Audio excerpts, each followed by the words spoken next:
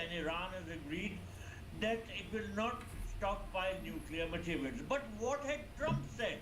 Trump said he was not happy with Iran after the latest talks on the nuclear issues, and he had said that he will go in for the attack. He said, I'm not thrilled, and that sometimes you have to do what you have to do. Now, what did that indicate? It indicated that he was gearing up to attack, and Israel, of course, started the whole thing. But naturally, the Americans are looking at what the Iranians are doing, and the American side has said that they fully coordinated with Israel in the attack. It was not just Israel alone, but it was the Americans working alongside Israel.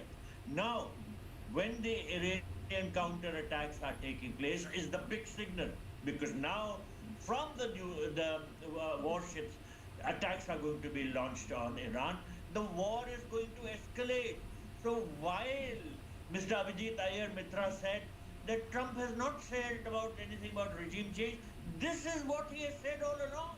It should come as no surprise to anybody. He has repeatedly said that he wants a regime change. Of course, he says that the Iranian people should bring it about and all, but he knows very well that the left on their own, the Iranian people cannot do it. They are Yes. suffering for decades.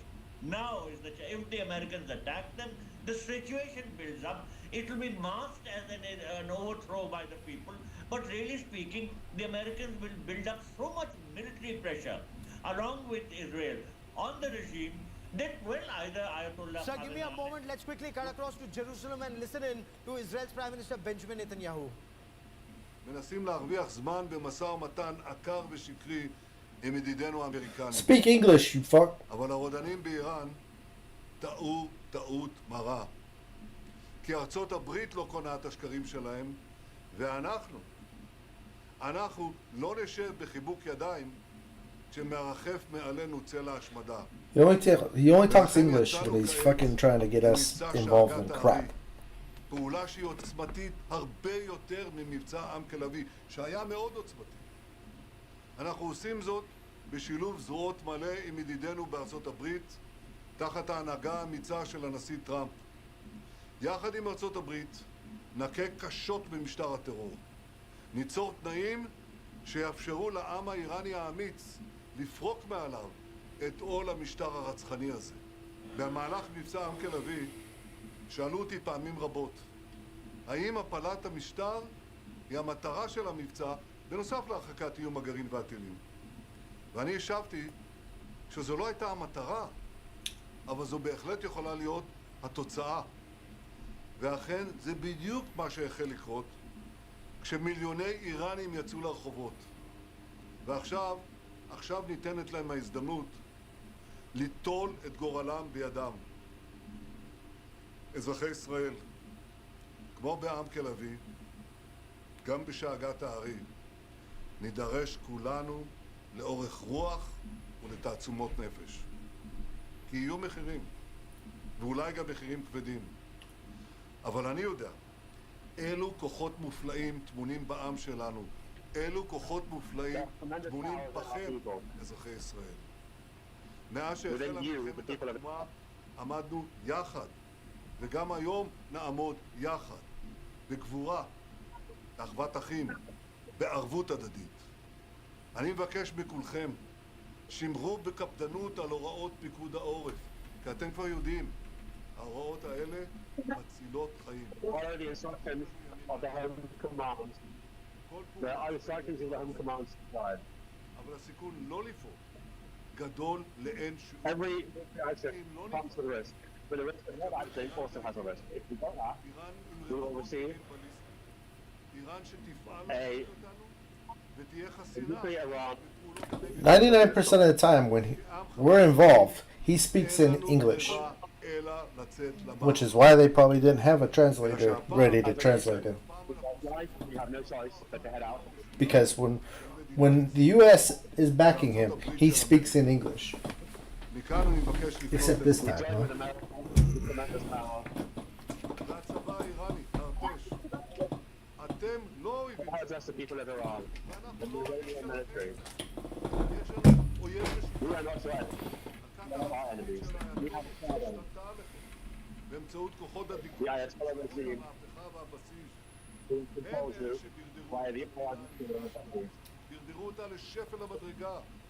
הם אלה ש... They are the ones who are state down to misery. ידידי נשיא ארצות הברית, אני אומר לכם, Therefore, we spoke about the mission with President Trump. I tell you, כולל בקרב כוחות המשטר, יבטיח את everyone who puts down their weapons, including people who are part of the regime, העם האיראני well, על כל חלקיו, will be protected. סין, The כורדים, people of Iran, with all their people, וכל שאר אזרחי האומה the הנפלאה, all the people of Iran, the amazing nation of Iran, איראן חדשה וחופשית, קחו את גורלכם. we will help you הרימו set up a new שאו Iran. מבט אל השמיים. כוחותינו שם, טייסי העולם החופשי, כולם באים לעזרתכם. The planets of the free world are all coming to your help. אני מאמין Help it come. שישראל ואיראן החופשית ישלבו ידיים לטובת הביטחון והשלום. The day isn't far off when Israel and a free Iran will hold hands for the good of people. אני מבקש להודות מעומק People of ליבי Israel, לנשיא ארצות הברית, I want to thank from the bottom of my heart לצבא האמריקאי. Donald Trump and the American people. הוא לא רק גדול ידידיה של ישראל בבית הלבן בכל הזמן, Trump isn't just a friend of Israel in the White של House. העולם החופשי. הוא מישיר מבט אל He is הטוב, also a wise, faithful leader of the free world. ואחר כך פועל מתוך אחריות ואומץ. יחד But he acts out of responsibility and So bravery. give me a moment as I quickly bring into this conversation Saul Sadika, security analyst and author who joins us live from Tel Aviv. Saul, you were just translating for us what Benjamin Netanyahu is saying, clearly saying that, indicating that this is an operation against Iran called Epic Fury. Give us details of what the end game is as far as Israel is concerned. Well, from what we're hearing from Netanyahu and from Trump in separate statements that they put out this morning, I speak to you here, by the way, as you can see, from the bunker in Tel Aviv, which is usually a car park, but is now a place full of people and dogs and people praying. The plan is, of course, it seems to be to topple the regime, to incite, to rather encourage the people of Iran themselves to rise up against the IRGC that has been oppressing them now for 47 years. And they seem to be entirely insistent on all this. This seems to be the plan. But spirits are good here, people are singing, things continue. Plan is clearly to topple the regime, whether or not that actually happens remains to be seen. So you're already in your bunkers, you're already in basements. We are told that there's been a massive missile strike by Iran towards Israel. What can you tell us? Have some missiles been intercepted? What more do we know about the missile strikes by Iran?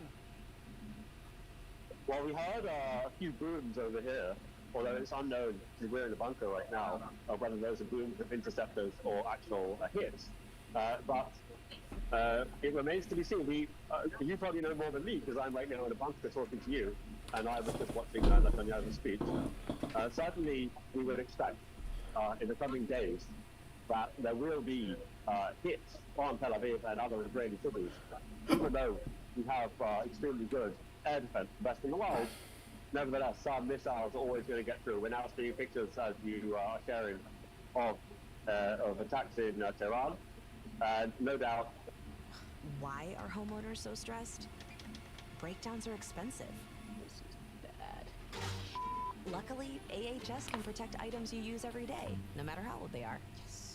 American Home Shield. Sign up today at ahs.com. These are just coming up from the apartments. If you want, I can give you a little tour. Yes. You have. I'll turn the camera around for a look. The people are calm. People are playing cards, sitting around and talking to their friends. Over here, because today is the Sabbath, you have located and are now praying and reading from the Torah. They're not. As you can see. Don't forget, they're not praying And for pretty peace. much the experience. When you look at Israel and you go to like watch the settlers and you watch them, they pray death against their enemies. 100%. They very rarely ever pray for peace and anything. They are always the opposite.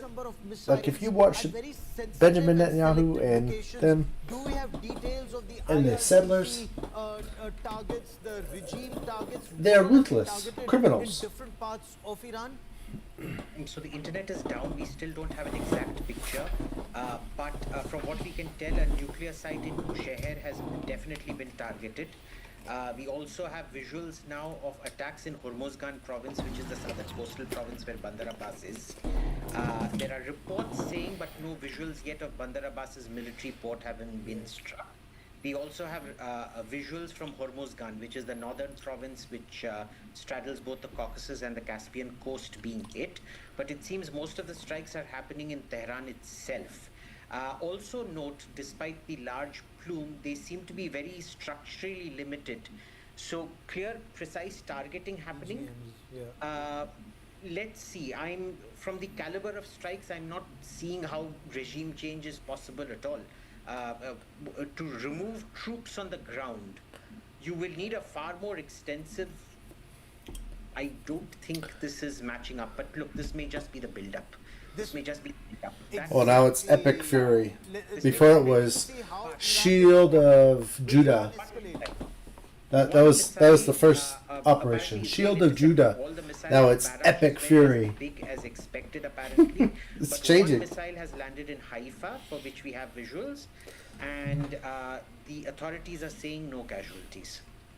Haifa is a very sensitive town in the northern part of Israel. It has a port, incidentally. Netanyahu has in Haifa the Adani port, and it's very crucial. He's part Napoleon of the India, Middle East, Europe economic in this corridor, whole thing. If we didn't have his back right now, he wouldn't be doing this the shit. northern part of Israel. That he does. Prime Minister Narendra Modi also referred to Haifa, or that Haifa charge of 1918 in the First World War. Captain Dalpat Singh's charge of the cavalry, but that's He a wouldn't do different it. story. But I want you to listen in to the American President Donald Trump, because remember, as the Supreme Commander of the American Armed Forces, as the Commander-in-Chief of the American Forces, he's actually laying out the task for the American forces in Iran. Listen into the American President. Each word is very, very significant on what they intend to do in Iran. And our allies throughout the world. For 47 years, the Iranian regime has chanted death to America and waged an unending campaign of bloodshed and mass murder, targeting the United States, our troops, and the innocent people in many, many countries. Among the regime's very first acts was to back a violent takeover of the U.S. Embassy in Tehran, holding dozens of American hostages for 444 days. In 1983, Iran's proxies carried out the Marine barracks bombing in Beirut that killed 241 American military So Trump is talking personnel. again. In 2000, they knew and were probably involved with the attack on the USS Cole. Many died. Iranian forces killed and maimed hundreds of American service members in Iraq. He has to Iranian sell it to proxies us, have the American continued people, to launch right now. countless attacks against American forces Right? stationed in the Middle East in recent years, as well as U.S. naval and commercial vessels in international shipping lanes. It's been mass terror, and we're not going to put up with it any longer. From Lebanon to Yemen and Syria to Iraq, the regime has armed, trained, and funded terrorist militias that have soaked the earth with blood and guts. And it was Iran's proxy, Hamas, that launched the monstrous October 7th attacks on Israel, slaughtering more than 1,000 innocent people, including 46 Americans, while taking 12 of our citizens hostage. It was brutal, something like the world has never seen before. Iran is the world's #1 state sponsor of terror, and just recently killed tens of thousands of its own citizens on the street as they protested. It has always been the policy of the United States, in particular my administration, that this terrorist regime can never have a nuclear weapon. I'll say it again. They can never have a nuclear weapon. That is why in Operation Midnight Hammer last June, we obliterated the regime's nuclear program at Fordow, Natanz, and Isfahan.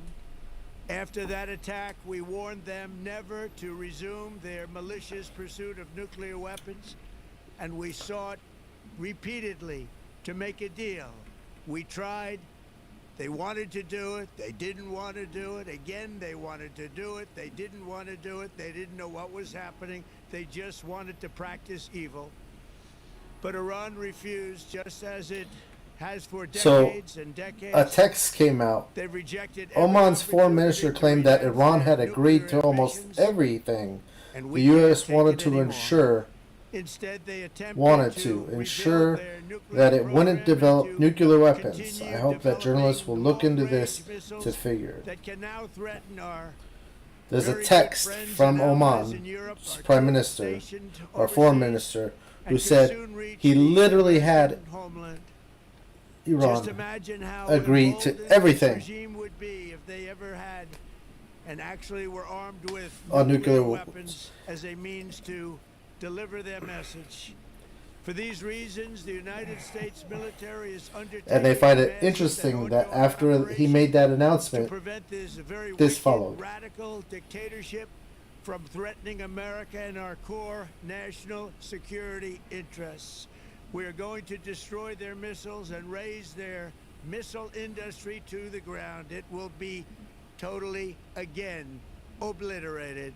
We're going to annihilate their navy. We're going to ensure. You can't tell me if you obliterated it the first time in 5 months, 5-6 months ago, that they got it all the way back. IEDs or roadside bombs, as they are sometimes called, to so gravely wound and kill thousands and thousands of people, including I can't stand when he says that, and we will ensure that because the Iran does IEDs not obtain were in a Iraq. nuclear weapon.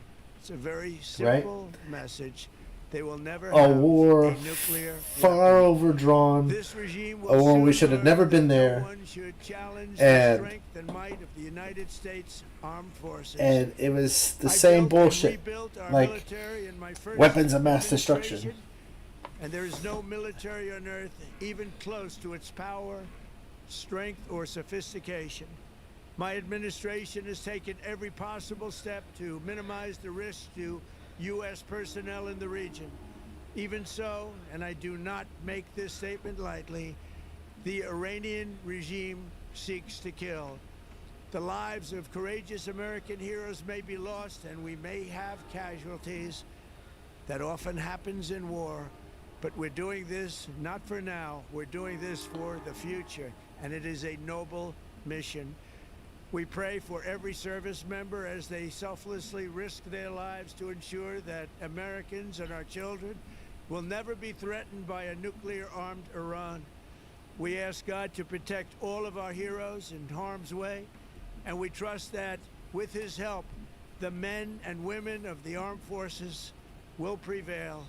We have the greatest in the world, and they will prevail. To the members of the Islamic Revolutionary Guard, the They're not armed going to put forces, down their guns. and all of the police, I say tonight that you must lay down your weapons and have complete immunity, or in the alternative, face certain death.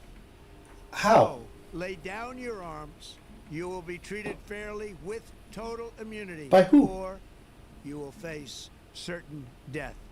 Finally, By who? to the great proud people of By our America, bombs I or say by our tonight that men with the guns? hour of your freedom is at hand. Stay sheltered. Don't leave your home.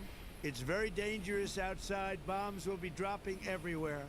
When we are finished, take over your government. It will be yours to take. This will be probably your only chance for generations. For many years, you have asked for America's help, but you never got it.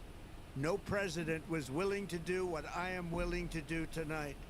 Now you have a president who is giving you what you want. So let's see how you respond. America is backing you with overwhelming strength and devastating force. Now is the time to seize control of your destiny and to unleash the prosperous and glorious future that is close within your reach. This is the moment for action. Do not let it pass. May God bless the brave men and women of America's armed forces. May God bless the United States of America. May God bless you all. Thank you. So it's the same. So That is that Hold on. very clear 7 minutes of warning and reasoning why the United States has joined Israel in this war on So it's the Iran. same country This is very that clearly attacked an us here, operation here, where here, the and United here, States expects right? people of And Iran, then they will now come out of the we're streets trying for a to regime negotiate with change. them to say, The okay, IRGC, the Revolutionary Guard Corps, take your forces country that are back, very loyal right? to the Ayatollah, The same country that Ayatollah Ali Khamenei, just also the armed months forces ago of, was Iran, they supposed will to lay be down like, their arms. At least that is Donald death Trump's to expectation. America, Will that death to happen? America. Very unlikely given There's a lot the of fact people, that they've launched a very massive right? counterattack. Breaking And news it's a that lot is just different coming in. when your own It's a government provoked attacks you attack on Israel versus by Iran your and proxies. There have sworn been enemies missile of strikes Israel by and the United Houthi, States attack you. Rebels in Yemen. There have been missile strikes by what So, remains of if you Hezbollah think, forces. Iran's proxies you know, have you have some retaliated protests out in the with streets and all of a missiles, sudden, rockets, and you know, drones. That's the information that is just coming in. that's Ansarullah, your clue Yemen to has go in fired there and missiles in the be the, direction of you know, Israel. liberator of Hezbollah the has country, fired rockets towards and you northern don't Israel. take in Perhaps that consideration was the whole deception that we just reported a picture, sharp impact which is over Haifa in the northern part of it's the Israel. country that was The multiple death to missile Israel, strikes death to the United inside States, Israel right? by It's the same Iran country. and by Iran's proxies. Same Initial thinking. Information seems to indicate most of the And you threats go in there were and you start taken dropping bombs down on them. way before they reached the territory, except of course from You know, Hezbollah. it's just like Hezbollah it's the is right same. next door. It's like Your reaction time is it's barely 30 seconds it's to a Afghanistan minute, all over depending again. on where that rocket has been fired It's from. literally We Afghanistan all just, over again. When we were in Haifa, within a minute you had to get to the nearest shelter. The Iron Dome would either intercept it or it could fall very close to where you were in Haifa. You know, and then you explosions are like being heard lay down in their arms. Well, different how? parts of Who's going to Iran. enforce that? Facilities where The only Iran people who are has going to its enforce that are the missiles and people down on missile the launchers. street. They are systematically being targeted Right? by Unless the you're gonna United States and by Israel. Bomb, you know, carpet bomb the whole. IRGC has said that the first You know. wave of missile and drone attacks have been launched against Israel. And who in are response you- to Israel's attack on Iran? This is quoted. You by cannot agencies govern in Iran. inside a I quickly country want to bring into this conversation Abhijit Iyer Mitra. Abhijit, any from an more aircraft words? Because carrier. Very systematic targeting of You can't do that. Iran's missile launch capabilities by the United So, States and by if Israel you're gonna right now. declare that they What do you get, do with all of the capabilities that you know, Iran still has to launch missiles, because they have underground missile cities virtually.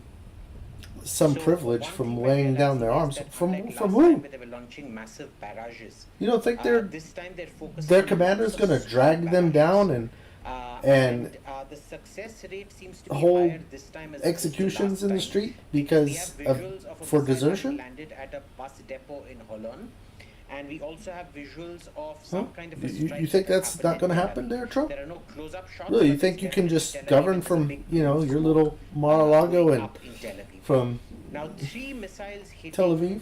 Come on, man. On the first day of the war, that's very significant. You know, you expect Israeli air defenses to fail about 10 I don't know what days you're into the thinking. war, or at least their efficiency But to we'll be see. reduced. We'll see how it But plays first day out. of the I war, mean, for 3 missiles to get through is, well, significant. to me, it makes Maybe no it's because sense. of the change of tactics. I don't know. We're yet to see the visuals of those missiles coming in and what exactly happened. But we're also seeing now the visuals are slowly trickling I don't in. know. There's just been a to me, it makes no huge, sense. But what we'll seems see. like a carpet bombing of sorts that has happened in Tehran, in one of the hills of Tehran, the slopes of one of the hills of Tehran. I don't know where exactly. I'm trying to geolocate it, but it seems like a general, almost a carpet bombing of sorts that has happened. Let's see. But what's also very interesting, General Meston, if I could bring you in, and Ambassador Dogra, welcome. General Meston, if Israeli warplanes and American warplanes are flying so close either over or close to Iranian territory. The indication is that Iran's air defense system has all but collapsed. It's either jammed or it's unable to take on incoming threat. Otherwise, they won't risk their pilots on day one of conflict. Gaurav, very true. I think the air defense systems of Iran are not very effective, and I think they have been jammed, and the systems are not very effective. So therefore, in this warfare, as on date, the air supremacy exists for Israel and United States. So that advantage is there. Now, the war, I think the way it is going to unfold, Gaurav, I think the next 72 hours are going to be very intense. Yes. There is going to be death and destruction. And both sides are going to go free for all, including now I foresee that within the next maybe 2 to 3 hours, there could be even naval warfare. Because ships of the United States and Iran both are deployed in the Persian Gulf area. And I think President Trump's statement, some of the key words were, you know, that every area of, Iran's navy will be obliterated. Yes. Those exact words. And there is a report that seems to indicate that Bandar Abbas has been targeted. Ambassador. And those are the kids, right? Suddenly is So a the soldiers, very intense they're conflict. kids. It's really intense on day one. They're the same people. 70 to 80 missiles and rockets fired in the direction of Israel, and over 100. This might be more unifying than it is. Sorry, Ambassador, Well, can I just butt in? Gaurav, Two different- before we went, wars start with bombs and missiles and whatnot. So the idea is that the first strike should be so intense that it should unnerve the other side. This was also the intention of Russia when it started Yes. the war in Ukraine.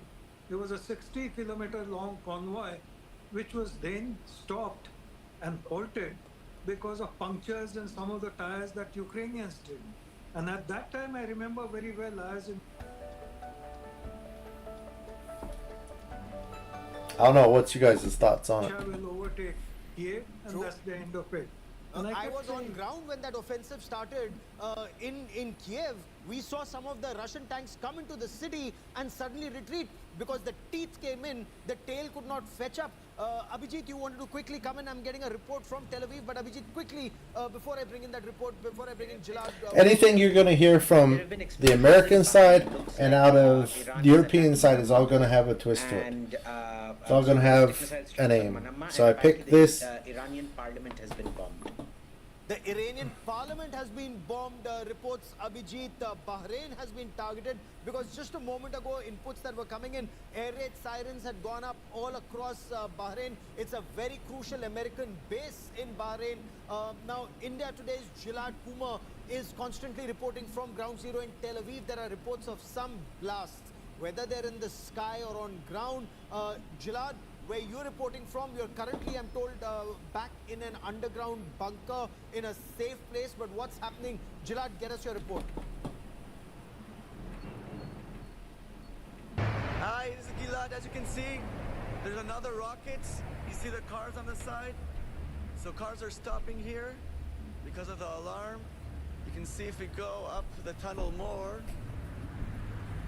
So some cars are driving, as you can see, and some are stopping. Yeah, a few sirens also in the north, now also in Jerusalem. And all over the country we got alerts, so we're not sure where the rockets are going to, but we got also an alert for Jerusalem, so we're stopping in the tunnel. It's not Fox Really News, intense, just so if you phase of haven't noticed. operation. Even as we speak right now, there's a red alert that's been sounded across Bahrain. There are multiple American bases in the region, from Qatar to Jordan to Saudi Arabia to the United Arab Emirates. And Ambassador Dogra, Iran had clearly warned, whether those are bases in Egypt or in Jordan, all American bases are vulnerable should there be a strike on Iran. And this is quite a massive strike on Iran. yes, you're right. And as I was saying, the first strikes always seem to be massive. But in war, days are long and nights are longer still. So let's keep our conclusions for the next month or the next year, because wars have a habit of lasting a long time. Secondly, this was not a war which American people wanted. This was not a war No, which it's probably not. even Israelis wanted. This was a war which Trump and Those Netanyahu two people wanted in the lower for left their corner. own personal reasons. Those two. Epstein for Trump Yep. and criminal cases for Netanyahu. So this is, if anything, It has if to Iranian last people, despite through the American midterms for Trump. who will stand solidly behind the Iranian regime because they feel they have been wrong. It was an unnecessary war, and they must. That's at Let me least, bring in what, 6 Avner months? Bilan, a former Israeli security official and an expert on Iran who joins us on this broadcast. Avner, your view on the current scenario. We are told very sensitive locations, even in Israel right now, are vulnerable by the barrage that's been fired by Hezbollah and Houthi and the Iranian regime. So Israel has been preparing for this for quite a time. We've been at war for the last two and a half years. So Israeli population and Israeli air defense is prepared. The Iranian regime has been openly stating that they want to annihilate Israel. They are trying to acquire nuclear weapons. They have been doing so for the last 30 years or so. So this is another, hopefully, the final step of a long-lasting battle between Iran, and it's not just Israel; it's the entire Western world. I heard by the former person who spoke. Yes. The Iranian people went out to the street in the beginning of January and demanded a regime change. They understand that the regime is not taking them to a prosperous life. And today the Iranian people is on the side of the U.S. and on the side of But Israel. if I may, Avner, You can't say that. An equally large number of people who came out on the streets of Tehran were in favor of Ayatollah Ali Khamenei also. Does that indicate that, and India Today was reporting from Ground Zero in Tehran at that point of time, and those people said they swear by Ayatollah Ali Khamenei, who's standing He up can't to spin the it. Americans, and in their view, It's the same country that preaches, death to America. You think all of a sudden they're like pro-American now? Pro-Israel? Come on. I listened carefully to President Trump's speech today. He said a few things. First and foremost, they want to eliminate the threat. Can't have two from things Iran, at the same time. From their nuclear capabilities, from their missile capabilities, from their terror proxies in the region. So they're creating their military capabilities. And he said once we're done with that, it's up for the people of Iran to decide do they want to change the regime or not. So first and foremost, the goal is to obliterate Iran's military capabilities, including the nuclear capabilities, as well as to enable the option for a regime change. In January, President Trump said to the Iranian people, help is on the way, and now we see that the help has come. Okay, Ambassador Dogra also wants to come in, but I have another question for you. Iran assured in this dialogue, and the dialogue that just happened yesterday in Geneva, that they would never pursue a nuclear weapon. They assured people that they're capping their ballistic missiles at 2,000 kilometers. It would never be a threat to the United States, and yet they were bombed.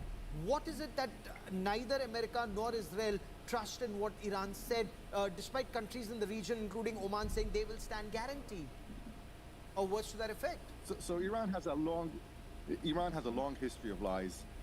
We've seen it even in going into the JCPOA. The first sentence is Iran never tried to acquire a nuclear weapon, which we know that is complete nonsense. We've seen the nuclear archives. We've seen hundreds of intelligence reports saying that Iran actively tried to pursue nuclear weapons. So this regime is based on lies. And I don't see any difference between in international diplomacy. the two guys that were just down in the lower left corner. Those two guys. Advancing their nuclear I really don't. even before last June and after last June. So the fact that the regime now says that they don't want to acquire nuclear weapons, by the way, which they weren't really openly saying, like President Trump said. So they could have made it a lot more clearer that this is not something that they want to pursue. Instead, they played games. They try to stall the negotiations. Those two guys in the left corner. I don't see a difference. Some chance to a quick agreement, which they didn't, and now we So, see the between you and I, if you hear Abbas Araghchi, their foreign minister's interview to India today, just 72 hours earlier, he said this in black and white, Ambassador Dogra, that one, they had no plans of making nuclear weapons. They did not intend taking it forward. They were capping the ballistic missiles at 2,000 kilometers, and that they were willing to give more commitments to the international community as required. But was this operation and the timing of this operation, because Russia has just come out and hit out very hard at American President Donald Trump, saying the real face of peacemaker Donald Trump stands exposed today, Ambassador Dogra, before I bring in Abhijit?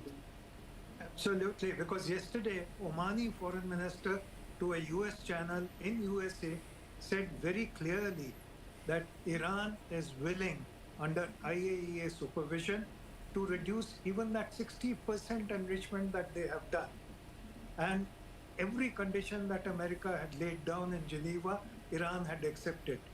But America had other ideas. It wanted to bomb Iran, not because Iran would enrich in future, which it cannot if it comes under IAEA inspection. Yes.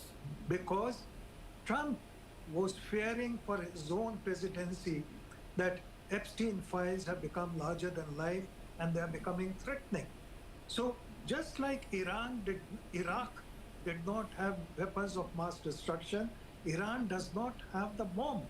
It is Saudi Arabia which has the bomb. But USA will not bomb Saudi Arabia because Saudi Arabia is its ally. So USA picks and chooses its victims.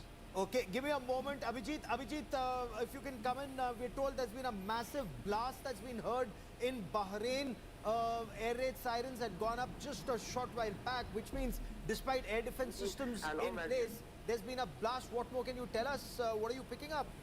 We have visual confirmations of a massive blast hitting the center of both Jufair Air Base and Al Udeid Air Base. So both the American air bases there have been hit. Qatar is reporting they have just intercepted a barrage of missiles. There is no visual confirmation need their World of War. any hits in Qatar. That's what they do. They have announced that they are So we have intercepting casualties. that they have successfully intercepted it. That's all we have for now. So it looks like Iran is, expanding its scope of operations. It's not keeping it limited to just Israel and attacking the American fleet. It's attacking all the American bases in the region. We'll see. Sometimes they make those statements before, but Iran's capabilities were this is India, so hopefully they're not.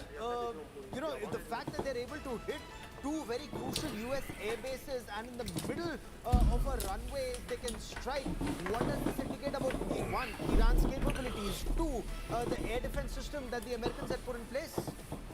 Yeah, 2 points very clear, Gaurav. Firstly, regarding the air defense capabilities, yes, America has got advantage of air defense capabilities, but certainly no air defense system in the world, can take on all the missiles. There is no denying to that fact, and therefore we are seeing what is happening now in Bahrain. Number two, whether the Americans have underestimated, I think they have not underestimated. They knew the strength of Iran. And Iranian strength is basically the missiles, short range and medium range and long range missiles. This is what their strength is, and they also have the hypersonic missiles and of course drones. Okay. So their strength is realized, but perhaps Americans and the Israelis have estimated or taken a pragmatic assessment that they will be able to tackle. But now what matters is finally on ground. On ground, most of the missiles are getting through. Multiple blasts are now being heard. Multiple blasts.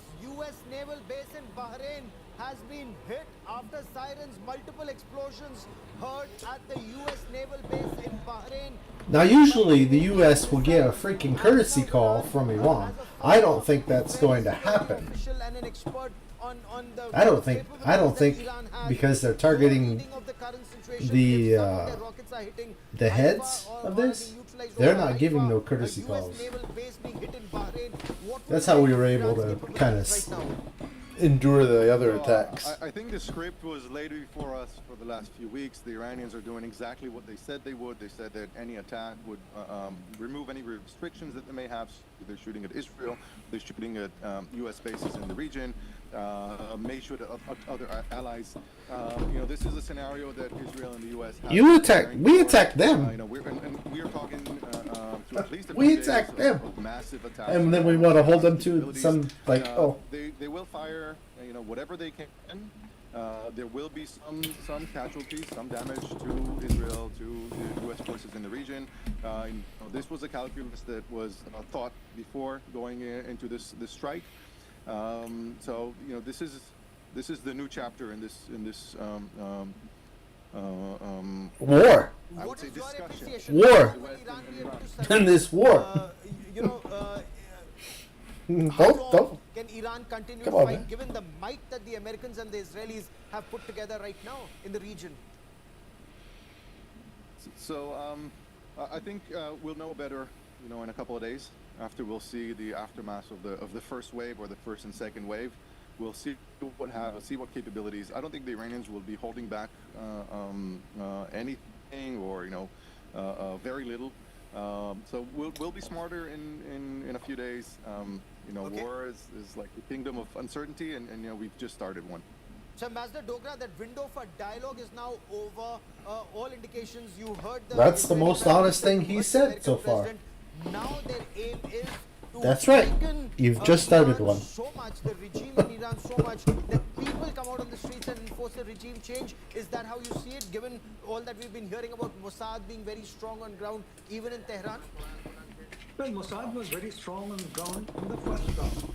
I doubt whether their assets are still there, because there have been a lot of roundups by Iranian forces In the of past 8 Mossad months. assets. So it may not be the same intensity that Iranian regime has to face from within. But what is very clear to me is that America and Israel have miscalculated massively, because they are not fighting just Iran. They're fighting also China and perhaps to some extent Russia. So it's payback time for West for what they did in Ukraine against Russia. The second thing is that Iran has prepared much better and for a longer war after the first round. And Iran has many surprises up its sleeve for America in particular, especially its naval assets. Sir, that's a very major statement, and let me get our guest to respond to all of what you've said, Jel Meston. Okay, these are the first images that we are getting from Bahrain, and I want to play these images out full frame for a moment. That's in the middle of Bahrain, and Bahrain has very crucial air bases and naval bases as far as the United States is concerned. Jufair Air Base has been targeted.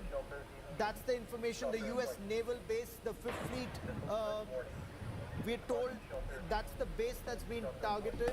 Notice you can hear the U.S. naval base in Bahrain. shelter in This is place the warning first image that you get of in the English. explosion. Not a very massive plume of smoke, Abhijit, but this is more than just a symbolic strike. Capable of striking once, capable of striking again. I think from the other visuals I'm getting, Gaurav, it seems to be a fairly significant strike. It's clearly hit something big. Also, we now have reports of intercepts over Kuwait. We have confirmed intercepts over Abu Dhabi. I've just tweeted out the videos of the intercepts in Abu Dhabi as well. So Iran is clearly going all out. They have attacked the UAE, they've attacked Bahrain, they've attacked Qatar, they've attacked Kuwait. Wow, that's huge, Jel Meston. This is Iran opening multiple flanks, and a fire in multiple flanks would also indicate that the counter-attack could also come from multiple flanks, and the way US forces are deployed in the region, the way Israel's deployed in the region, this would indicate that Israel, America and Iran are going in for an all-out offensive. Gaurav, there is no doubt it's an all-out offensive, and now it is multi-dimensional and multi-front. And I think the best advantage to the Iranian side is that they have got their missile systems are very, very effective, and some of them perhaps can't be even intercepted, like the hypersonic missiles, and of course their drones have proved their efficacy in Russia-Ukraine war. So what Sir, I'm trying to big statement coming out of Iran. Iran says all American bases are in our grasp. US base in Bahrain has been hit by Iranian missiles. Kuwait has been targeted. United Arab Emirates, apparently there's been an interception. Iran says all US bases are within our reach and they are striking. Kuwait's Ali Al Salem base has been targeted by Iran. Huge escalation that is taking place. And Avner Vilan, would you want to respond to the point that is being made that this time Iran is better prepared? It's been armed by Russia.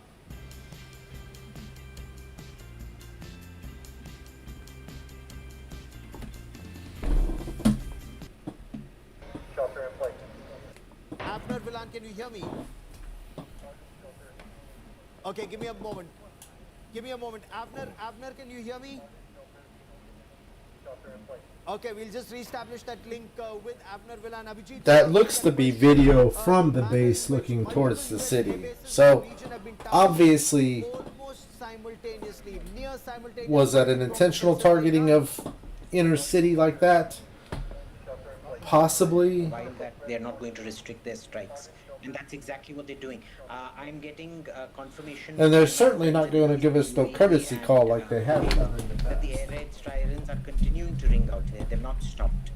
So right now we have reports. I can confirm personally in the UAE and Kuwait the air raid sirens are still ringing, but apparently they're still going on in Bahrain and Qatar as well. Okay. So literally every single American base, they're staying true to what they said. My only thing is they might expend their stock of missiles much quicker than expected.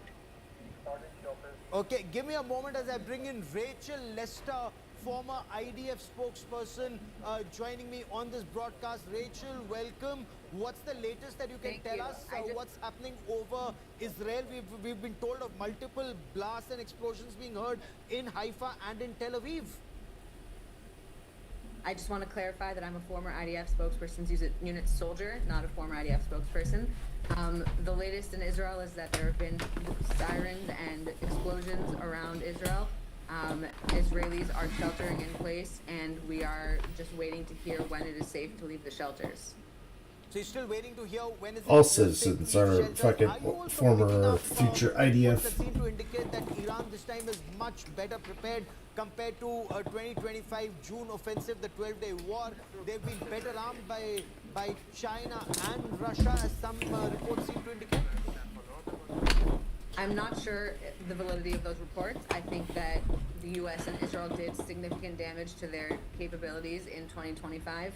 And I think that we saw them lose a lot of their rocket launchers and their missile launchers. And I would say that if they are better prepared for the war now, Israel is also better prepared because we've learned a lot from the 2025 war. And we have been, stepping up our defense operations. We've been preparing the home front. Pentagon authorized departure for families in Bahrain as U.S. launched major combat operations. And that was 15 minutes ago. But see, this is the spin, right? This is the spin because we're already noticing that there's attacks there. Yes, right. That is definitely a new development that we did not see last time. We are seeing, Khomeini said minutes ago or hours ago that there are no red lines, which means that he is willing to target anything and anyone, civilian, military, doesn't matter to him, as long as it does damage to America or Israel. Escalation. Give me a moment. News just coming in. Explosions are now being heard in the United Arab Emirates. So this is now a massive expansion that we noticed. So first it was Kuwait's Ali Al Salem airbase that was targeted by Iran. So Qatar, Kuwait, Bahrain, and now the United Arab Emirates, U.S. naval base in Bahrain. This is the headquarters of the 5th Fleet. It's a very, very crucial naval base for fleet operations, for the aircraft carrier battle group operations, strike group operations in the Strait of Hormuz or all along in the Persian Gulf region, or the Arabian Gulf as some prefer to call it.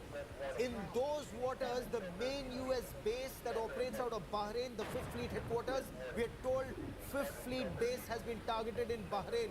We are also now being told explosions are being heard in the United Arab Emirates. Iran has fired multiple missiles in the direction of US bases in these regions. UAE's Al-Dhafra base has been targeted by Iran. Iranian missiles have targeted the 5th Fleet. Bahrain, US Navy's 5th Fleet has been targeted by Iran. General Meston, this would indicate massive planned systematic strikes, simultaneous strikes by Iran. Iran has retaliated, and which they had spoken that they will open up all the fronts, and which they have done. And I think what I was saying earlier also, the next 72 hours, I think the things are going to be out of proportion. Both sides, there's going to be total death and destruction. And now we will also see in the naval warfare, especially in the Persian Gulf, there will be high intense naval activity, and for all you know, it may have been commenced. The guy who's smiling. I had to cut that. So I don't know he's smiling though. domains are open, except one domain will never open up, and that is the ground front, implying there will be no troops on ground, so they will remain uncommitted. And this is now coming on to the advantage of Iran. Iran has the basic advantage of having huge number of stockpile of missiles. Now I agree with Abhijit. What is the staying power of Iran? How long will these missiles remain? Because right now the American strategic bombers have not been used. So how effectively they can target these... But Iran is also a huge country. Do keep in mind, as you know better, Iran is a massive country, and they've got their missiles so spread out in different parts of the country over decades. Gilad Kumar joins us from Tel Aviv. Gilad, hope you're safe. Are you out of the underground bunker or still there right now? What's the latest? Hi, do you hear me, guys? Yep, loud and clear. Strength 5, go on. I can't see you, but maybe because of the internet, if I can hear you. We're in a bunker in my home, my family's home. You can see here, it's a bunker inside the home. We just hear the sirens right now. It's pretty scary, pretty terrifying. I was just on the way from Tel Aviv to Jerusalem. We heard multiple sirens there. Yeah, we're here. I'm here with all my whole family. Here. So Here's it's my whole unsafe. family. You're in underground bunkers right now. It's not underground. It's not underground, but very thick walls, cement walls. Rachel Lester, the manner in which bases are being targeted across the region and systematically, and in some instances we are told successfully. Had this been war gamed, or has Iran succeeded in surprising US and Israel?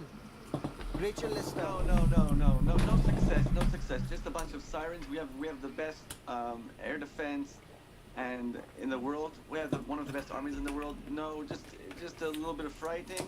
Just running to the shelters. He can only say that because we got their back. That's the only reason he can say that.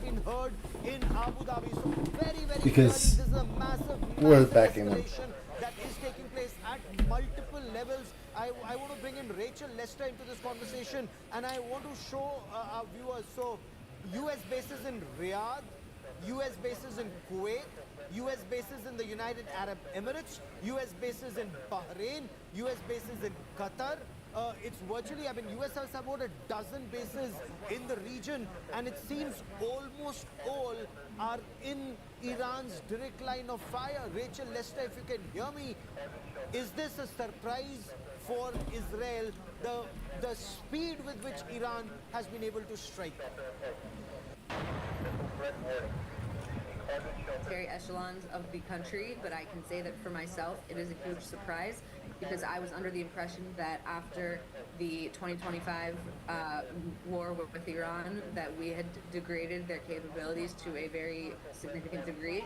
And I think that the manner in which they've been able to recover, or maybe we didn't eliminate their capabilities as well as we thought we did, I think that we're seeing a very surprising amount of firepower that I don't think we were particularly expecting. Oh, absolutely. Though this was on the cards, Ambassador Bora, the manner in which You think you're gonna know everything? even after that 12-day war in June 2025, a large part of Iran's capabilities were intact. And they're certainly not going to call you this time around and say, hey, we got to hit you back. Also indicated that they have the capabilities. Because you're targeting the head of the that they're thing. prepared for war, and all indications are they are well prepared, at least in the first couple of hours of the conflict. Well, Oh, look at Trump that. should also have been prepared for this. Boom. Because every major Now that looks like a military in base. America advised him against war. Right there. He refused That to looks like a accept military it base. For personal reasons, as I have repeated. As far as Iran is concerned, I want to Okay, sir, give me a moment. This is that exact moment. This is that exact moment when the U.S. Navy 5th Fleet in Bahrain was targeted. This is a big, big hit as far as Iran is concerned. To be able to strike in the heart of the U.S. Navy. No, that looks like a military installation if I've ever seen one. It just goes on to indicate the capabilities that Iran has to be able to dodge the intercept, to be able to dodge the interception by the United States. The United States has its Patriot system. The United States, very strategic. Clearly didn't work. Also has its terminal high altitude air defense, area defense system, the THAAD system. The United States has a lot of ships out at sea. They have aircraft out at sea. All those aircraft, all those ships are keeping an eye on every missile that's being launched by Iran, and yet Iran has been able to successfully strike, and that's the exact moment that you see of the Iranian missile strike at Bahrain, at the U.S. Navy 5th Fleet. It's a huge... That looks like a tower of some sort there That's too. a huge explosion that we are watching on a television screen by the Iranian missile hitting Bahrain. US THAAD system, the Patriot missile system, basically the air defense has not been able to intercept, and they were well aware. United States was well aware that if the war starts, Iran is going to hit all their military and naval bases. They had no doubt Yeah, about they've been that. moving But despite that, personnel I think Iranian missiles have for a been week very now. successful, and now it remains to be seen in the next few hours how many missiles by Iran will be launched at which all places, and what will be the impact on ground. See, all impact on ground, the number of casualties. Please remember, Gaurav, that United States is averse to having casualties. Yes. You know, the problem would be that if they have large number of casualties, though President Trump acknowledged we are ready to have casualties, but the American civilians will not pardon President Now you would Trump if they think, start having you would 40 think labs that they coming would to United take, States like, of America. try and hit the So building, this is going but to more have than a likely major they impact. assume Iran's intent the is bunkers to aren't have under the large buildings. large number of casualties. No, but especially this for is You know what I mean? huge. This is huge, and for the benefit of our viewers, I must at the same time say America had taken preemptive measures. A large number of troops located at a lot of these bases were relocated. Some of them were repatriated, sent back to the United States of America. Some others were shifted to other bases. Others were taken to Like the Europe, base commander, he to would probably Germany be, and other you know, bases in he'd Europe. be in a So bunker America somewhere, has which taken some might preventive explain why you're not measures. seeing it Only hit the very essential stuff the was building, at which some you of think these would be bases. the obvious But target, but imagine it's if Iran over has there. been able to strike the 5th Fleet at Bahrain. What a huge signal that is, and I want to bring into this conversation India Today's Akshita Nandagopal as she takes our coverage forward. Akshita, this is perhaps one of the biggest countermeasures, counter strikes by Iran, targeting multiple American bases in the region, from Kuwait to Riyadh, from Bahrain to the United Arab Emirates. This is huge, huge right now in the first couple of hours of war. Absolutely, Gaurav, unprecedented in a matter of hours, and you've been reporting through the last many hours, almost 6 hours, on what's been happening right now. We're seeing it spread. This is the Middle East now on fire. Every single country on high alert. You're seeing attacks, counter-attacks playing out on your screens. Are the images from Bahrain. This is of the naval base of the United States 5th Fleet. It's based in this particular location in Bahrain, where you see this massive explosion taking place. This is exactly what Iran spoke of, saying while last time we were caught off guard, this time we're fully prepared. And that's what you're seeing essentially playing out on your screens. And it's not just Bahrain. Multiple countries where similar action is being seen right now of Iran. hitting back at the US and targeting US bases, whether it is the US naval base in Bahrain, That's or a the pretty air decent base size. in Qatar or in Kuwait. You've got that major command base. All of these are now being targeted systematically. Sure, America would have seen this coming. Sure, they would have been prepared for this. But this is Iran hitting back and saying very clearly that they will not sit back while missiles are fired at them. As we speak, there are also reports coming in of multiple such missiles and waves of drone attacks being fired also towards Israel. And that's the latest breaking news that's coming in right now, that the Israel defense system is working to ensure that I mean, any missile attack Persia that is thousands and thousands of years old, and we're like, we know better. Who has more experience? You know what I mean? By the way, in the manner of drone attacks, in the form of missile attacks, all of that is immediately thwarted, which is why sirens are non-stop blazing through parts of Israel. Everyone has been told to go underground, to go into one of the makeshift bunkers that have been put up across Israel. There's a state of high alert, and it's not just a question of two countries here. It's not just a question of America, Israel and Iran. This has spread, and spread fast, through and through the Middle East. As we get you all of the updates coming in, I can also confirm for you that an explosion has now been reported in Iraq, where one person has been reported dead. Unfortunately, as time goes on, with the number of missile attacks we're seeing in each of these countries, we will also be seeing, tragically, that casualty count going up. As always, the casualty of war is a common civilian. But what we're seeing now is in Iraq, there's been an explosion. In Qatar, Iranian missiles were fired, but Qatar has maintained that all of them have been downed. And why are each of these countries being targeted? Because they have US bases in them. Almost every country in the Middle East, you look at Qatar, you look at UAE, Saudi Arabia, Kuwait, Bahrain, I can go on and on. Each of these countries have a strategic, important US bases, which is what Iran is trying to target to respond to Operation Epic Fury. That's what America has called the operation. We called it Epic Fury, and Israel called it Shield of Judah. That was their operation. America has chosen to go ahead with Operation Epic Fury. Listen up. I can't stand him. For 47 years, I cannot stand this guy. Pedophile chief. America and waged an unending campaign of bloodshed and mass murder, targeting the United States, our troops, and the innocent people in many, many countries. Among the regime's very first acts was to back a violent takeover of the U.S. Embassy in Tehran, holding dozens of American hostages for 444 days. Yeah. In 1983, Iran they agreed to let them go after Marine barracks bombing Reagan got into killed office. 241 American military personnel. In 2000, they knew and were probably involved with the attack on the USS Cole. Many died. Iranian forces killed and maimed hundreds of American service members in Iraq. The regime's proxies have continued to launch countless attacks against American forces stationed in the Middle East in recent years, as well as U.S. naval and commercial vessels in international shipping lanes. It's been mass terror, and we're not going to put up with it any longer. It's terror. From Lebanon to Yemen and Syria to Iraq, the regime has armed, trained, and funded terrorist militias that have soaked the earth with blood and guts. And it was Iran's proxy, Hamas, that launched the monstrous October 7th attacks on Israel, slaughtering more than 1,000 innocent people, including 46 Americans, while taking 12 of our citizens. Thank you. This is a great time for an ad. I love it. Unless I gotta hear that. A couple of ever-present, infinitely content, completely ridiculous. Let's watch chickens. Personal soul healers.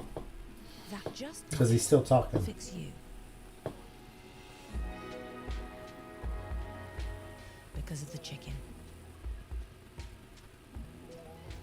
From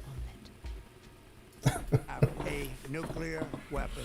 He's just... That is why in Operation Midnight Hammer last June, we obliterated the regime's nuclear program at Fordow, Natanz, and Isfahan. After that attack, we warned them never to resume their malicious pursuit of nuclear weapons, and we sought repeatedly to make a deal. We tried. They wanted to do it. They didn't want to do it. Again, they wanted to do it. They didn't want to do it. They didn't know what was happening. They just wanted to practice evil. But Iran refused, just as it has for decades and decades. They've rejected every opportunity to renounce their nuclear ambitions, and we can't take it anymore. Instead, they attempted to rebuild their nuclear program and to I was wondering why he was in Texas. He looks like he's in that can now Texas. threaten our very good friends and allies in Europe, Probably what? troops stationed overseas, and could soon reach the American homeland. Just imagine how emboldened this regime would be if they ever had and actually were armed with nuclear weapons as a means to deliver their message. For these reasons, the United States military is undertaking a massive and ongoing operation to prevent this very wicked, radical dictatorship from threatening America and our core national security interests. We are going to destroy their missiles and raise their missile industry to the ground. It will be totally, again, obliterated. We're going to annihilate their navy. We're going to ensure that the region's terrorist proxies can no longer destabilize the region or the world and attack our forces and no longer use their IEDs or roadside bombs, as they are sometimes called, to so gravely wound That was and Iraq, kill by the way. thousands and thousands of people, including many Americans. And we will ensure that Iran does not obtain a nuclear weapon. It's a very simple message. They will never have a nuclear weapon. This regime will soon learn that no one should challenge the strength and might of the United States Armed Forces. I built and rebuilt our military in my first.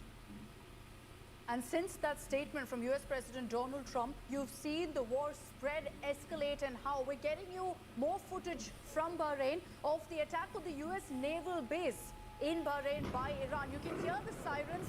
Right after that, a massive boom as you see huge plumes of smoke. That's the point. There's the where control tower. The naval base was hit. This is, in fact, the US Navy's fifth fleet that's based in this particular base in Bahrain.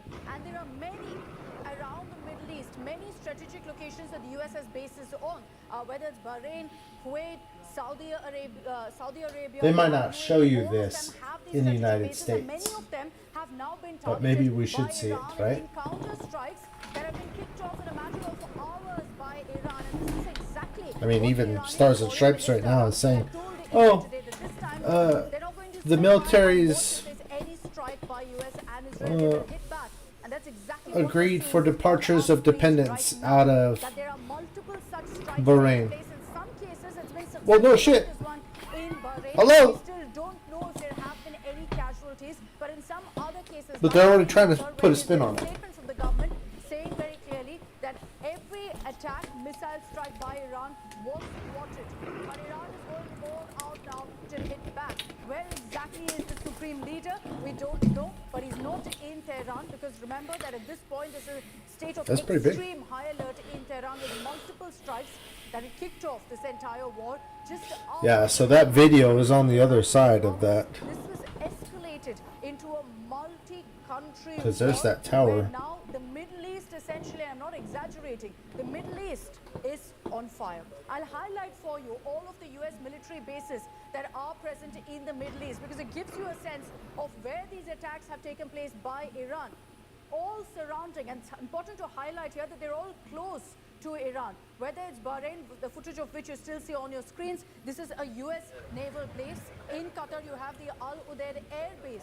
That's also on alert. We understand that in Qatar, the attack was thwarted. Missiles were fired, but did not manage to hit. In Kuwait, where you have the very important logistics and command base, the Camp Arif Jan, that's been attacked too. Now, we don't know if that's the base or the other ones, because there's also an air base that's there in Kuwait. We're still awaiting those details, but we do know that Iran has struck these bases in Kuwait as well.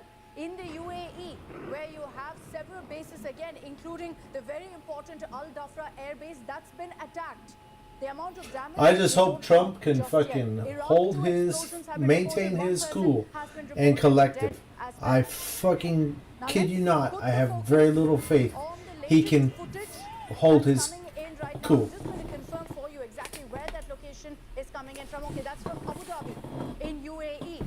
And you're seeing now every major part of the Middle East being rocked by explosions.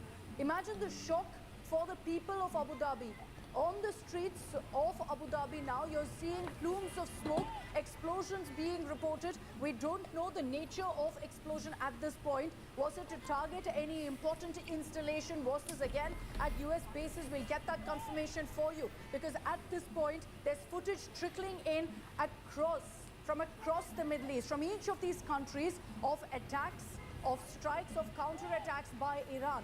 Iran is making it very clear that whether it's Operation Roar of the Lion launched by Israel or Operation Epic Fury by America, both will be given a fitting response. As we They changed speak, it to the there War have of the been Lion reports now. suggesting that there have been It was the missile Shield of attacks Judah. at Israel as well, What, which that is one very didn't fly over, so now they switched the name to War of the Lion out of Israel and Epic Fury out of the United States? There Come on. have been several warnings issued by the governments, by You don't even know what to call the it? Middle East countries, warning citizens, Are you really residents competent? to stay indoors, to stay safe. In some countries, they've asked them to also go into bunkers, to go into a duck and cover mode. A duck and cover mode to ensure that they remain safe in light of the strikes, explosions, missile attacks that have been reported in several parts. Whether it's in Doha, Abu Dhabi, or several other locations, Bahrain, Kuwait, there have been reports of explosions in Iraq.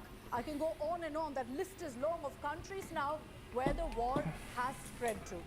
I'm going to bring in Yore Lieberman, who is joining us from Tel Aviv. First of all, Yore, I hope you're okay. I hope you and your family are safe. Take us through what's the situation currently in Tel Aviv. Are you in a bunker? Yeah, hello. We just came out from the bunker. The bunker is right here behind me. There were several alarms this morning. Each time people were running to the bomb shelters. A few explosions have been heard quite from a distance. Jets are being heard as well from above.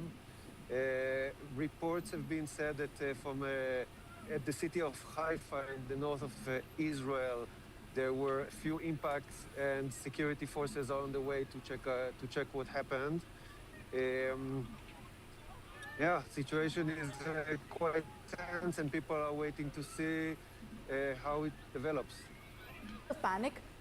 I'd imagine that, with how unpredictable things are and the fact that we're seeing now strikes taking place across the Middle East, is there a sense of panic and worry among residents? Are sirens constantly going off? Have you been able to hear any explosions in Tel Aviv? Well, sirens have been launched 2 or 3 times here in where I am. People are stressed running into the bomb shelters. This is the day off. This is a Saturday. It's a day off here. So people, all of them are at home. No one goes to work. People were running into the shelters, kids. We could see some dogs being brought in. Yeah, not really panic because people are used to it, but it's not a good situation and people are not feeling comfortable. Right now, in there, Yore, about the current situation and how perhaps things could pan out in the next few days.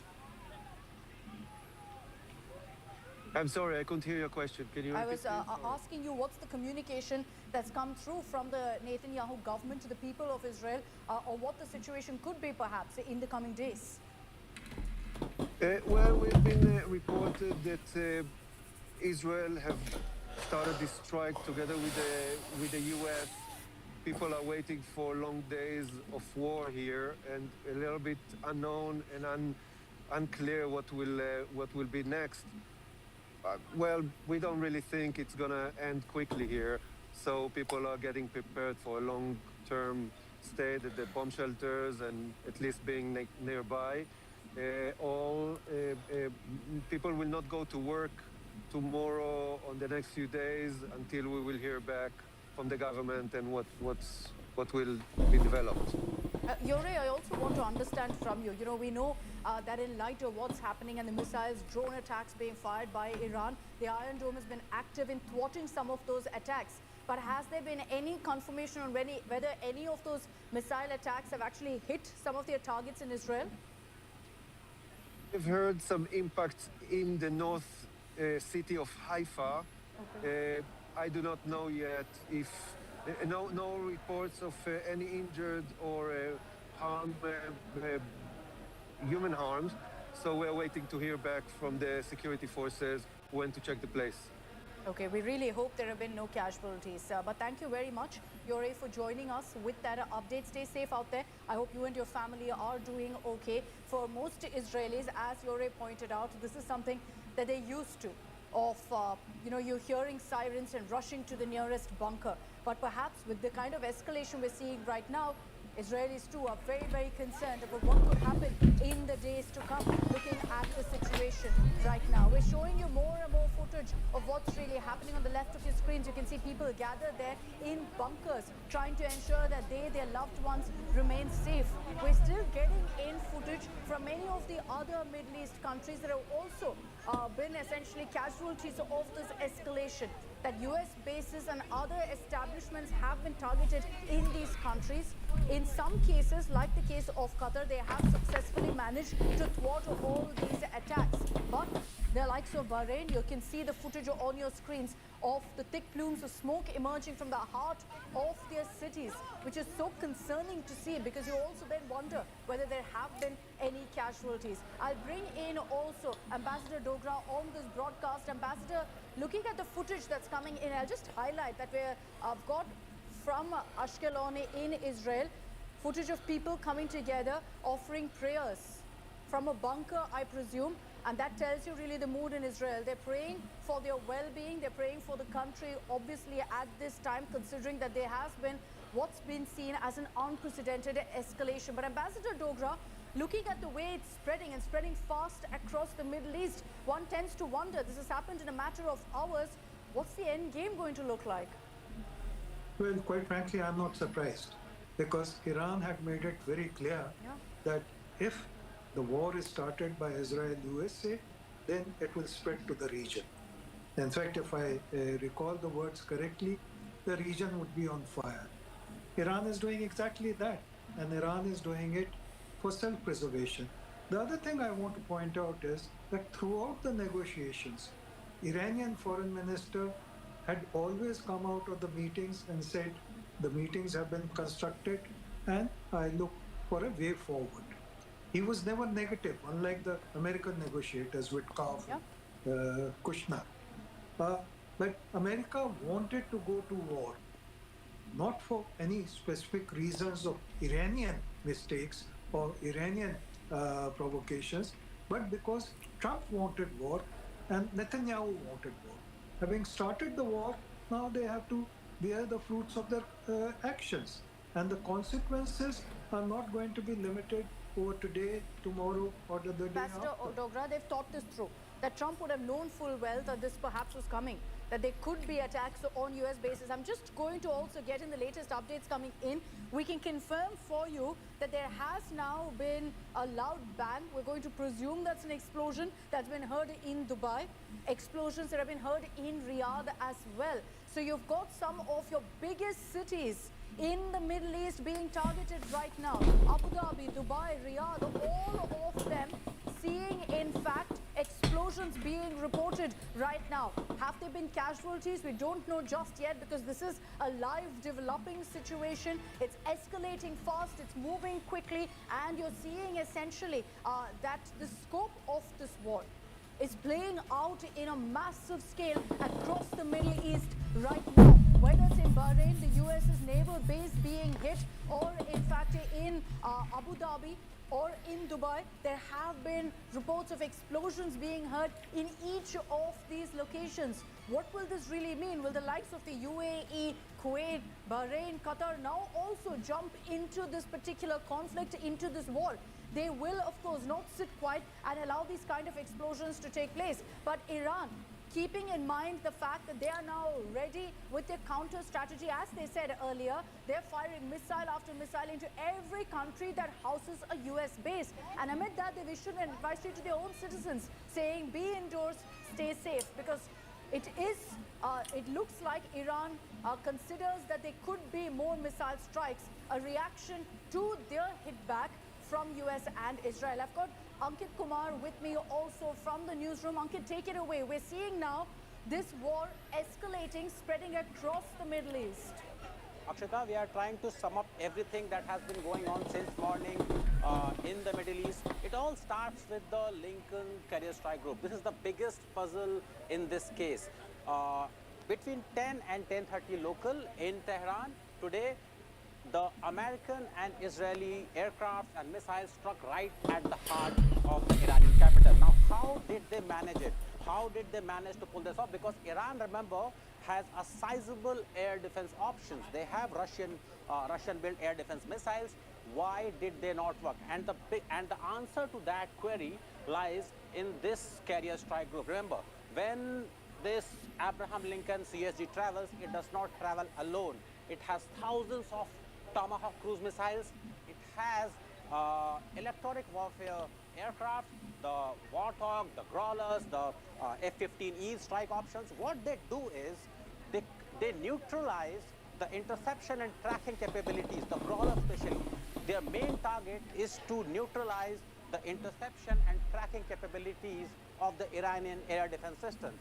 Now, that resulted into the air defense system of Tehran ending up in a flying in a blind, and that is why you saw all the visuals, the streets, the buildings within the Iranian territory destroyed.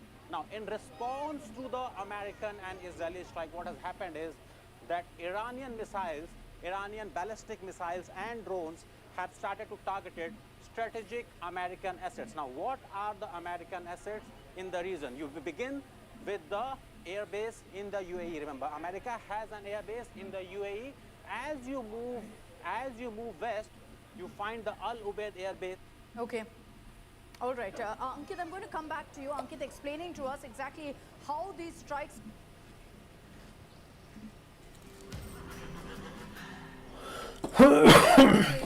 roll off the line. That's what's triggered. What you see right after that is the entire effect of every country in the Middle East seeing explosions of one kind or the other. I'll also highlight for all of our viewers watching this broadcast, anyone looking to travel internationally, do check on your flight status, because across the Middle East now, most countries have closed off their airspace. I can confirm for you that, the likes of Kuwait, Qatar have already closed off their airspace. Of course, Iraq, Iran, Israel, they've also temporarily closed off their airspace. So international flights, if you've got one planned for the next 24 hours or perhaps longer, there could be a challenge in that particular schedule. We already have learned of an Air India flight having returned midway after having taken off from Delhi for Tel Aviv. So just a quick alert there on also flight ops being hit as a result of what we're seeing right now. Most countries in the Middle East, looking at the barrage of missiles flying in and out, have closed off their airspace as a precautionary measure. As we get in more footage, I'm going to keep alerting you on exactly what we're seeing on our screens. That was brief glimpse really of an Israeli jet, but we'll get to that footage in greater detail. We're also continuing to focus on the impact of the initial strikes. Like I said, Operation Epic Fury launched by America, Operation Roar of the Lion launched by Israel. All focused on targeting Iran, led to multiple explosions in Tehran. And so what you see on your screens is also the impact of those explosions. We still don't know at this point about casualties, but Israel did highlight that all of their strikes were focused on targeting Iranian government establishments. And as we tell you all of those updates that are coming in, Iran has very clearly sent out a message saying they're not going to hold back. They will be attacking every single US base in the Middle East within their reach. Where their missiles can get, they will go ahead and target those bases.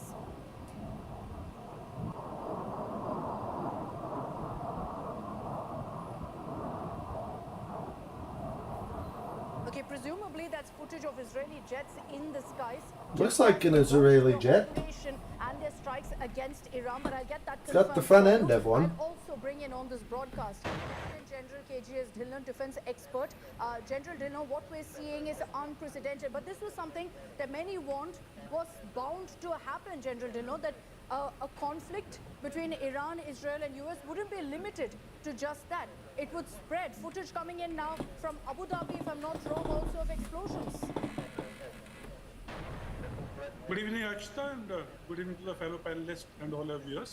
Good afternoon, sorry. See, this was imminent. This was to happen because USA tried their best to undertake a regime change in Iran by initiating or supporting an internal uprising, so to say. When that did not succeed, and USA somehow or the other wanted the present regime in Iran to go. And Israel was already engaging with Iran in various war efforts. And if you remember, if the viewers remember, Americans had also targeted the nuclear assets last time. So this attack by Israel or by USA through Israel to start with on Iran is a continuation of that. And the statement that we are targeting only the government offices is definitely a statement to say that we only want the regime change and we are not against the Iranian population. Israel is calling it preemptive or preventive, and as you are bringing out in your bulletin also, Iran's reaction on Bahrain, Kuwait, Qatar, Abu Dhabi, the US assets in those areas is trying to bring in USA into the battle. So it's a thing which is happening there, and there are going to be long-term and short-term impacts of this. We can discuss them as we go along. Absolutely. I mean, just the impact of what we're seeing right now. In a matter of hours, this has spread so fast because Iran has made it clear we're not going to sit back and allow these kind of strikes to repeatedly take place. Iran has said very clearly that already one dead within our reach will now be targeted, and that's exactly on our end. What they've done. The Iranian Foreign Minister Araghchi, speaking to India Today just a couple of days European Union condemns the escalation. Yes. You see?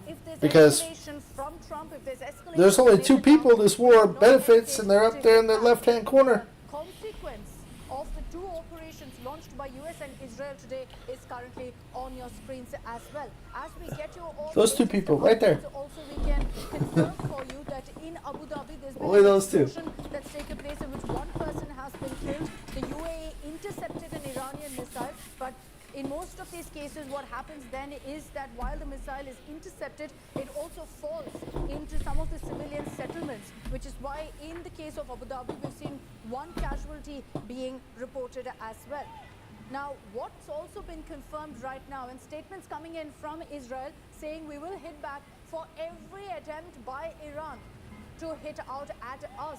Right now, the Israeli defensive system is taking on the load of missiles that are being fired by Iran. There were reports that suggested that these were somewhere between 30 to 75 missiles about 2 hours ago. So in the last 2 hours or so, that number would have greatly increased. Iran is going all out to target Israel and to target America. How are they targeting America? By targeting all of these US strategic military bases in the Middle East countries, which is why in Abu Dhabi, in several other locations, you're seeing footage like this of people scrambling, trying to save their lives in what would otherwise have been an extremely ordinary Saturday for so many people stepping out of their homes with their families for a day out. And suddenly, you've got war clouds spreading across these cities. West Asia, Middle East, fully right now in conflict mode. Now, I can also confirm for you that Israel has also seen, is bearing the brunt of the missiles being fired by Iran.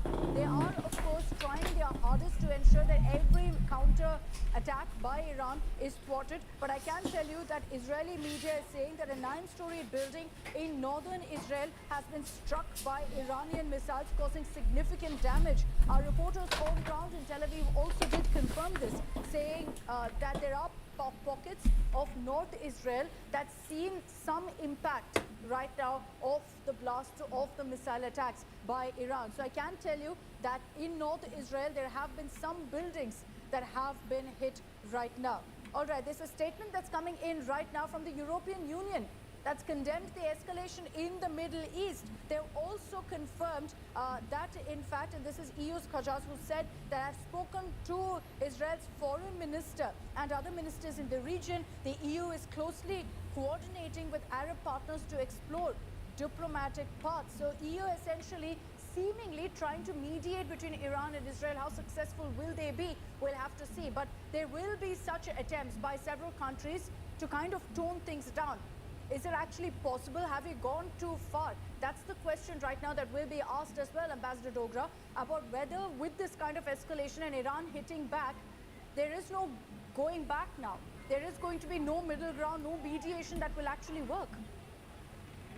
Well, in any war situation, let's hope there is ground for stepping back from the brink, because Iran, as well as Israel and America, and I'm choosing my words very carefully, are on the brink, because America is not going to be safe, nor is Israel, nor are the regional countries.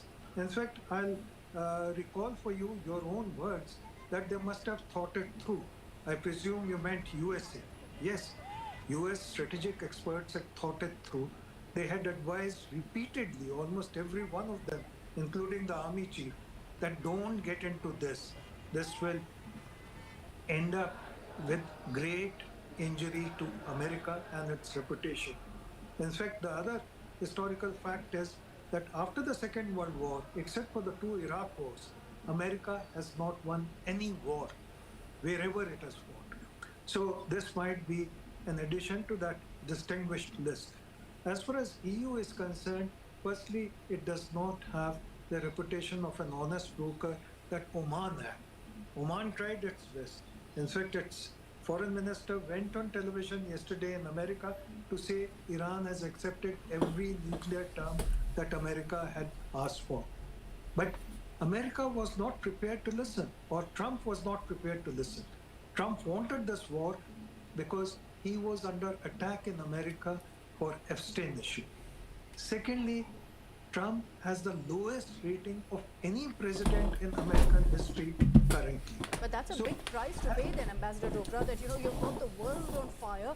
He doesn't care. Trump don't care. Domestically. He doesn't care. That's all he cares about. There are so many examples like this. Hitler being one. America has a reputation of inventing terms and issues to its convenience. Trump doesn't care. Iraq, America knew very well, did not have weapons of mass. He's trying to light a fire in this fucking country. So similarly, Because they don't give a rat's it ass. wanted the war for personal reasons. Whether we accept it or not is a different thing. But Iran, on the other hand, has been the voice of reason in all these negotiations. His foreign minister came out of every negotiation saying that, it's constructive. I'm looking forward to more meaningful dialogue. But American negotiators came out with negative comments on out of every negotiation. So Iran, please remember, has had an earlier experience with America when it fought a war with Iraq backed by America for 7 years, and America was not able to prevail over Iran. So Iran has, as an old civilization, as a determined civilization, and as a very proud nation, is not I think going to so. break easily. I mean, Persia's been Very around for a long I'll time. just get a quick update for our viewers right now. What's happening What's in left the of Middle it? East? I can I don't know. confirm for you that Jordan's military After all this, I don't in know. a statement has said that it's downed 2 ballistic missiles that were targeting the country. Jordan has confirmed that there were attempts by Iran to fire these missiles. 2 of them were fired towards them. Both have been downed. We will get you more details of what's happening in the other Middle East countries as well. In Iraq, we can tell you that airstrikes have killed at least 2 people. This has happened, in fact, in Iraq's Jurf al-Sakr. Similarly, in Abu Dhabi, there's been a strike and explosion in which 1 person has died. It's obviously too early right now to get a sense of the scale of casualties that have been reported. But as the information is trickling in, I am going to be getting you those updates as well. Now, at this point, we don't know also, very importantly here, what's happening in Iran. Where is the supreme leader, Khamenei? Those updates are at this point unknown. We don't have a confirmation on his whereabouts, just that he's out of Tehran and not in danger, considering that we did see Khamenei's residence being attacked also in the strikes that took place earlier today. I'd also like to introduce on this broadcast Natasha Hostorf, who is an Israeli security analyst and lawyer. She's joining us from London. Natasha, thank you for your time. These are unfortunate circumstances that we're having a conversation in, but I want to understand your perspective of how you see these strikes playing out. What really to you is Israel and US's strategy game plan here? Do you think they were fully prepared for this kind of a massive counter from Iran? Well, firstly, I'm afraid I must correct you. I'm a British lawyer, barrister based in London. I'm very happy to speak to that and, of course, the legal implications of what we've been witnessing over the last few hours. But first, I have to respond to the absolutely extraordinary remarks that I've just been hearing from your previous commentator. If calling for the state of Israel, to be wiped off of the map is the voice of reason, as it was suggested, the Iranians have been in this respect, then I really question, whether reason in fact exists or whether it's been thrown out of the window, as we've heard from many of the apologists of the Iranian regime. This action has been a long time coming, as the statement of the president set out, where he charted out the history of Iranian aggression, including against America, since the revolution itself, with the very famous taking of American hostages. The fact of the matter is that the American buildup of military infrastructure in the region indicates that this option has been on the cards, on the table for many weeks, if not months. And the failure to address key issues for the West, frankly, with respect to the... We weren't going to just send them home. ...has necessitated this action. But in looking... And so to answer your question on, whether America is ready for this, I don't think, frankly, from the build-up of military infrastructure, they could have been readier. But this question as to, what has prompted this action, I think needs to be seen differently from the Israeli perspective as from the American perspective. Israel is different because it has been in a state of war with the Iranian regime, and I make a distinction here with the Iranian people. Your previous commentator seemed to ally the two. The Islamic regime in Iran has been oppressing its people, as well as being the foremost state sponsor of terrorism in the region, as well as threatening many other states in the Persian Gulf and the state of Israel. So I do make that distinction, and it's important. Sure. There has been an ongoing war between the Iranian regime, the Islamic government there, and the state of Israel for decades. And much of this has been waged through proxies, but of course, in the last couple of years, we've seen direct Iranian strikes against Israel. And in the context of that ongoing war, the legal framework that is applied is in relation to the strikes that Israel is conducting, whether they are proportionate, whether they are targeting military infrastructure. We don't have the information, the detail on those to make that assessment yet. But the activity of military engagement between Israel and Iran shouldn't come as a surprise. Then we come on to analyze the US position. And the US president was clear that he was launching essentially a preemptive strike. Yeah. Because Natasha, my apologies for interrupting, and I'm going to request you to stay with me, but we are getting in more information coming in. This is an evolving situation right now, but the confirmation we can get you is that yes, Israel did strike the Iran Supreme Leader Khamenei's residence. That confirmation is now in. There's also footage. There's footage on your screens right now. That's in the heart of Tehran, that Khamenei's residence has been struck. We can also confirm That's a pretty big fucking blast. At his residence when this particular attack happened. He's not in Tehran. We don't know the exact location. For obvious reasons, the Iranian government will not divulge exactly where he is, but he is safe in hiding currently. But the confirmation coming in right now that they did target the Supreme Leader's residence, perhaps to send out a very clear message, as many of our panelists have been pointing out, that the likes of Israel and US are targeting the regime here. Not the people of Iran, but the regime, the Iranian regime. And to make that clear distinction, messaging on your screens by targeting the Supreme Leader's residence as well. I can also tell you, and we know the targets now of Israel's attack. One was a commander. Yeah, but Trump also said, stay indoors. There's going to be bombs falling everywhere. Guards, the commander of the Air Force of the Revolutionary Guards, commander of the Intelligence Division of the Revolutionary Guards, and other senior officials. These were the targets in Israel's strikes this morning. One of them was the Supreme Leader's residence, at Khamenei's residence in Tehran. There was a massive explosion that was reported, but we can tell you right now that he wasn't at his residence, and that's been confirmed by Iran as well. He was not in Tehran, is in hiding. His whereabouts at this point are unknown. But Iran, right after this, issued a statement saying they will not sit quiet while these attacks continue, which is why we've been seeing these massive counter attacks, missiles, drone attacks.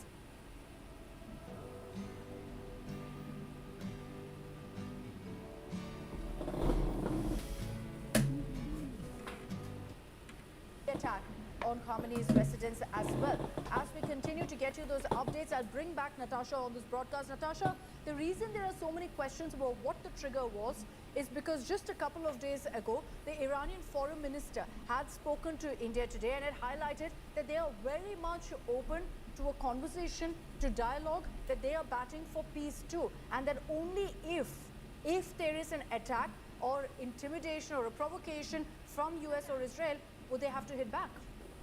I think public statements by representatives of the Islamic regime in Iran need to be seen in their proper context, which were delay tactics. Since the June strikes by Israel and the United States on the Iranian nuclear program, every report indicated that they were seeking to rebuild, resurrect this program, and look for breakout capability. Not just Israel and the United States, but other allies, including the United Kingdom, have come out with statements this morning making it clear Iran must never have a nuclear weapon. In the context of the Iranians seeking to draw out the situation, to play for time with these sorts of public statements while acting so contrary in continuing to develop their nuclear programs, which is non-negotiable for the United States in particular, I think we have a clear indication that the talk and the walk were some very significant distance apart.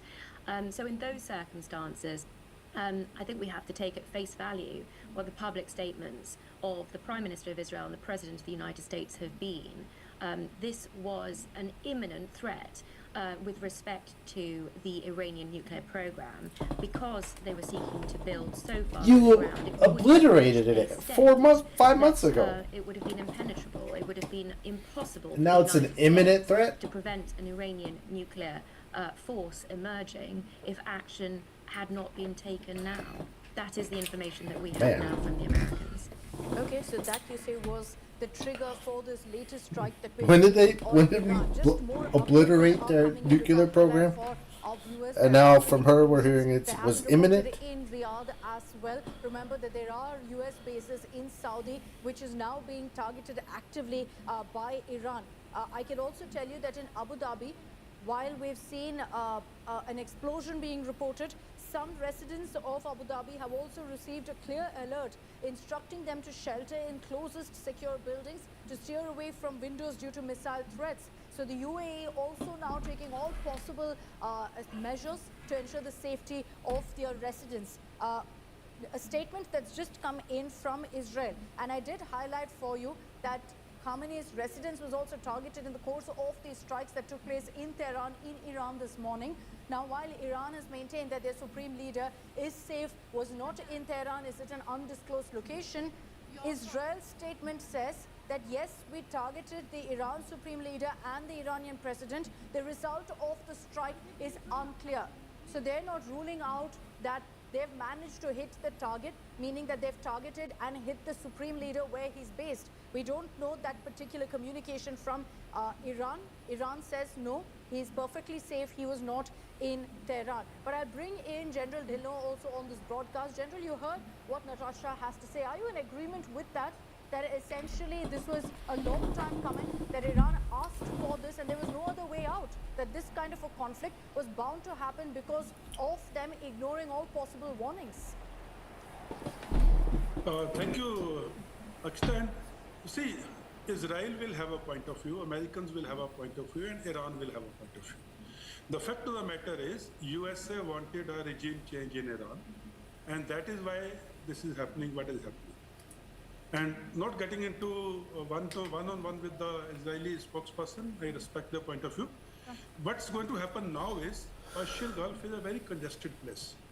As the strikes are What do we happening think? in Abu Dhabi, Riyadh, Qatar, Bahrain, and also in Iran, they are foreign vessels, they are military vessels, they are, that maritime or the merchant vessels inside Bahrain. Now there will be miscalculations, there will be mistaken identities, there will be accidents. So there will be attacks on other countries' merchant vessels or the hits on other countries' merchant vessels, and it's going to become a little muddy out there. But one important aspect which must be discussed here is Iran's air defense, because this war is more or less a war of projectiles and missiles and drones. So air defense plays a very important role. Now here, Pakistan comes into play. If Iran's complete air defense is only facing southwards towards anything coming from the Arabian Sea or American bases in the Persian Gulf or Israel, it's very formidable air defense. Now for their air defense to be weakened, Iran's eastern flank has to be opened.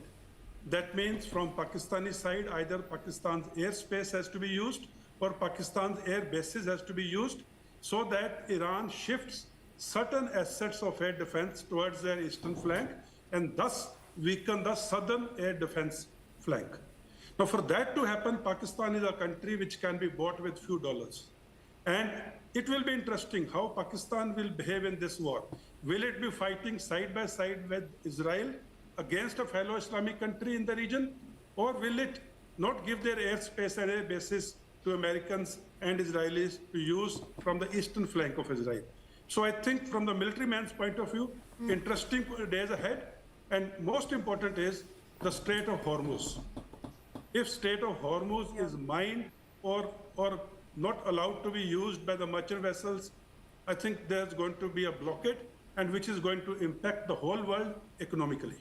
Well, to me, already the whole world is impacted with what we're seeing. But you make an important point, General, also about the Strait of Hormuz, because the last time also that we saw this kind of an escalation, that was one of the biggest talking points about how the strait will also be weaponized in a way to ensure that the entire world is affected by the escalation we're seeing right now. This is beyond an escalation. This is now a full-blown war that's playing out. And the question that will be asked is, where will this end? Who will have to mediate for some sort of peace and calm to be restored in the Middle East? Because right now, the kind of information that's trickling in, it's minute after minute of explosions, of missile attacks being reported in the Middle East. I'll get you Trump's latest message that's coming in right now. He's posted at this point on social media saying Iran tried to interfere in 2020-2024 elections to stop Trump and now faces renewed war with the United States. Trump essentially has attached We're going to believe an that? article that refers to interference in the elections by Iran as well. This is a statement that Trump has made. Iran essentially interfered trying in to the suggest 22 that and Iran 2024 regime US had polls. it coming. Remember, he issued an 8-minute statement, and that's in fact the latest post on social media. He, in his 8-minute message, spoke of the nuclear program by See, Iran. he only thinks Spoke about himself. how they are He only taking thinks on about his the fucking self. Iranian He still regime. can't. Spoke of He still terror can't get over proxies, it. and now speaks of election interference.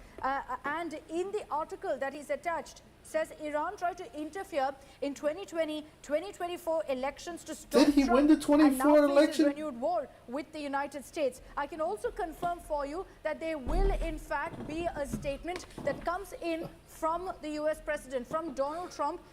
For them, of course, we understand it will be later tonight on Saturday morning America time, so that's going to be later in the evening for us, where Trump is going to detail out exactly what Operation Epic Fury has actually accomplished. That's the term that's being used by America right now. They've referred to this operation against Iran as Operation Epic Fury. Israel is calling it Operation Roar of the Lion. Okay, more news that's coming in right now of an explosion at an airbase in northern Iraq as well. Now, I'm going to keep running you through these details because unfortunately, with what's playing out and the manner in which we're seeing news trickling in, it's very clear that this isn't going to end. You can't tell me. Every minute we're going You to really continue texted getting that shit alerts out. of more explosions, of more attacks taking place across the Middle East. We've never seen it escalate to this level, where you've got Iran also hitting back in equal He won the measure 2024 and targeting election. many locations. And so spread now you're across claiming that every single target within their reach. they they've now interfered? hit I'm our sure they target. probably and did. As General Dillon also Sure, a lot highlighted, of- this could spread further if Pakistan But is enough roped in, to- which at this point is in a catch-22 situation. Then you're going to see Like, things change- only get worse, escalate change the further results? at this point. So what are you now, saying? Iran will, in fact, and Iran has issued a statement saying that our forces will go ahead Christ. and defend the And country right there, in every because he manner texted it that out, we because he deem wasn't fit. on- They also demanded intervention by the United On his Nations, saying there teleprompter, must be an he let the immediate cat out of the meeting bag. by the You know US exactly to why this is consider and taking address place. what they call Because he a cannot stop unprovoked himself. He can't attack help by himself. US and Israel. Israel at this point has made it very clear that if these counterattacks by Iran continue, they will be forced to continue with their strikes, and you could see a fresh wave of missiles headed towards Iran once again. Now, there's a statement that's come in from Saudi Arabia. The Foreign Ministry of Saudi has condemned the Iranian attacks on UAE, on Bahrain, Qatar, Kuwait and Jordan. Remember, Riyadh was also targeted in this wave of strikes. So what you're seeing is all of these Middle East countries will now essentially take a stand against Iran. And so can Iran actually afford to go ahead and on this path of targeting every single one of their neighbors, every single one of these countries? That's something we'll have to see, but they've made it very clear that they're not going to hold back. I'll bring in on this broadcast also Avital Leibovich, former IDF spokesperson, who's joining us on this broadcast. Avital, thank you for your time. I hope you're safe. Wherever you are right now, I hope you and your family is doing okay. There's a lot that's playing out right now in the Middle East. We're seeing an unprecedented escalation, Avital. The question that will be asked is whether Israel is fully prepared for whatever counter comes its way from Iran. Yeah, so let's just break for a minute the word you say, unprecedented. What we have been seeing for the last 4 hours is something that we have actually seen before. In other words, we have seen Iran launch exactly that type of ballistic missiles towards Israel or Israeli targets all over the country. This is not unprecedented. What is unprecedented is the fact that they chose to also fire these missiles to many Gulf countries as well. By the way, from their perspective, they may want to make some sort of a point, but from an operational perspective, they're actually minimizing their arsenal because they're dividing the arsenal between so many countries in the region. From an Israeli perspective, all the civilians here received at 8:13 a.m. a message to their cell phones asking them to stay near shelters, and followed by half an hour later, we all entered into shelters and we left them just a few minutes ago. So the country is very well prepared. We have 4 layers of air defense capabilities here protecting the country. And as the result of the last 3.5 hours of Iranian ballistic missiles, there were very few parts of missiles that landed here. No damage in human lives, which is the most important thing. So overall, definitely Israel has prepared for a long time and is prepared for this kind of attack. Avital, can you just confirm for me, because there have been some reports that have suggested of missile hits in northern Israel. Have you been able to pick up anything on that? So there was one hit on a house, on a private house. I saw some pictures, but no damage in human life. And that's the only current hit that I'm familiar with. Okay, so that's the one strike that's been reported. There is a video, and we're just going to play that out for you, that the Israeli Air Force has released of fighter jets that were taking off for strikes in Iran. This is presumably in the dead of night, just as they were getting set to strike Iran. You know, there was a lot of talk that this was a long time coming, that this was bound to happen. but the timing of it was kept top secret, which is why suddenly when it happened, it came as a huge surprise to the world. And we'll just play out that video for you in just a bit. The video released by the Israeli Air Force showing fighter jets taking off for the strikes in Iran. There were multiple locations in Tehran that were targeted, all, mind you, military and government establishments, with a very clear message being sent across by Israel and the US that they're not targeting the people of Iran, but targeting the Iranian regime. And that's something that US President Donald Trump has also highlighted. We'll play out that video for our viewers as well of the Israeli Air Force. But in the meanwhile, let me also bring in Balik Sladin, who is an I-24 news reporter joining us from Tel Aviv right now. Balik, I'll begin with the latest updates that you can get for us on the current situation in Tel Aviv and across Israel, please. This also said just a few minutes ago, the Israeli authorities have told the Israeli citizens in all over Israel that they can actually get out of the shelter. That's after 1.5 hours approximately that they were inside the shelter because of course, the several sirens that we have heard all over Israel, north, center, and also in the south. And as also your guest has said, until now, there hasn't been any damage, any serious damage that has been caused as a result of these missiles. To my understanding, only one missile that, because it was going to an open area actually, and that's why Israel let that missile hit the ground because it wouldn't cause any damage. In another incident in the north, where apparently a missile was intercepted, and as a result of the shrapnels that came out of this interception, one person has been lightly wounded and was taken to the hospital. Now, regarding Israel's targets here,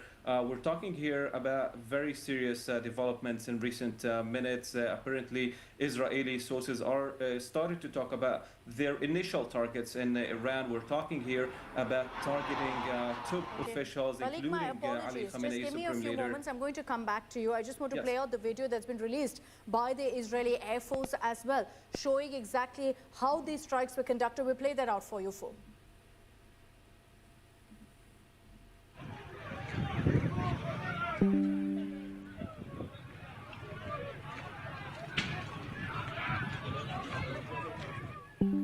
I mean, if you're hitting legit military targets, it's not depleting your warhead. Okay, apologies. like We're your- just going to your get that up missiles. for you. The audio. I mean, yes, it is, the but entire video that's you're been also- released right now by the Israeli Air Force, showing exactly You know, if you're how hitting these strikes the air were bases in carried which out, they're the coming fighter jets from, your attacks taking coming from, off it's not a and depletion of dropping your. missiles at specific strategic You know what I chosen mean? locations in the heart of Tehran. And as we get you all of these updates that are coming in, this is the first footage released by Israel. Remember, they've called it Operation Roar of the Lion. That's the name they've given this particular operation, where they've said that this is in fact to target the Iranian regime. There is a statement that came in from the Israeli Prime Minister Netanyahu as well on the reason why they chose to kick off this kind of an operation. And he's highlighted how repeatedly the supreme leader of Iran has targeted Israel, saying that they continue with their nuclear program, and that's why Israel and US decided to go ahead with these strikes. We're getting in more information on the latest updates and those strikes that took place in Tehran. We can confirm for you that 5, in fact, have died. This is as a result of the strike targeting also an elementary school in Iran. And 5 children have died. This is at least what the media reports suggest. So we're going to be independently verifying that also for our viewers. But Balik, I'll bring you back in on those updates that you were giving us. Look, you did tell us at this... Looking to reconnect? Make every night a date night with ED treatments from Rex MD. Trusted treatments for better nights. Get started today for up to 95% off at rexmd.com/95. We are getting continuous updates, of course, from the IDF spokesperson as well as from the other authorities in Israel that tells us, of course, to stay near, or at least to locate the nearest shelter. So at any time that we get the information, we get the information, by the way, to our phones immediately. And that's in addition to the sirens that we hear in the specific area where where that missile would be going to. So we are required to stay near a shelter, or at least locate where is the nearest shelter in order to get to there as soon as possible.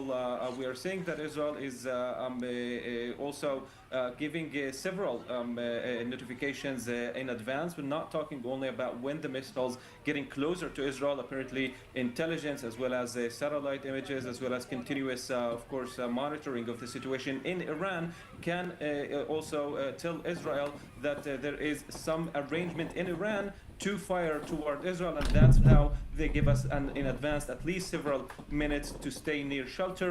And then when that missiles get closer to Israeli airspace, then it tells us to get inside that shelter. It will take 1 minute to 1 minute and a half until that missile hits, or of course intercepted. Okay. In most cases until now, those missiles were intercepted. Okay, I'm just going to come back to you, but I request you to stay with me. The latest update that's coming in is that several explosions have been heard in Abu Dhabi, very close to the city's main airport. This is the latest information that's coming in. The situation very, very worrying right now in the United Arab Emirates as well, in the UAE, whether it's Dubai or Abu Dhabi. There have been reports coming in of explosions. In Abu Dhabi, there's also been a confirmation of one civilian dying, being a casualty as a result of these explosions. But I can tell you that now several explosions have been heard in Abu Dhabi near the city's main airport. The reason we're seeing these kind of explosions, blasts, attacks taking place, not just in Iran, Israel and America, but spread across,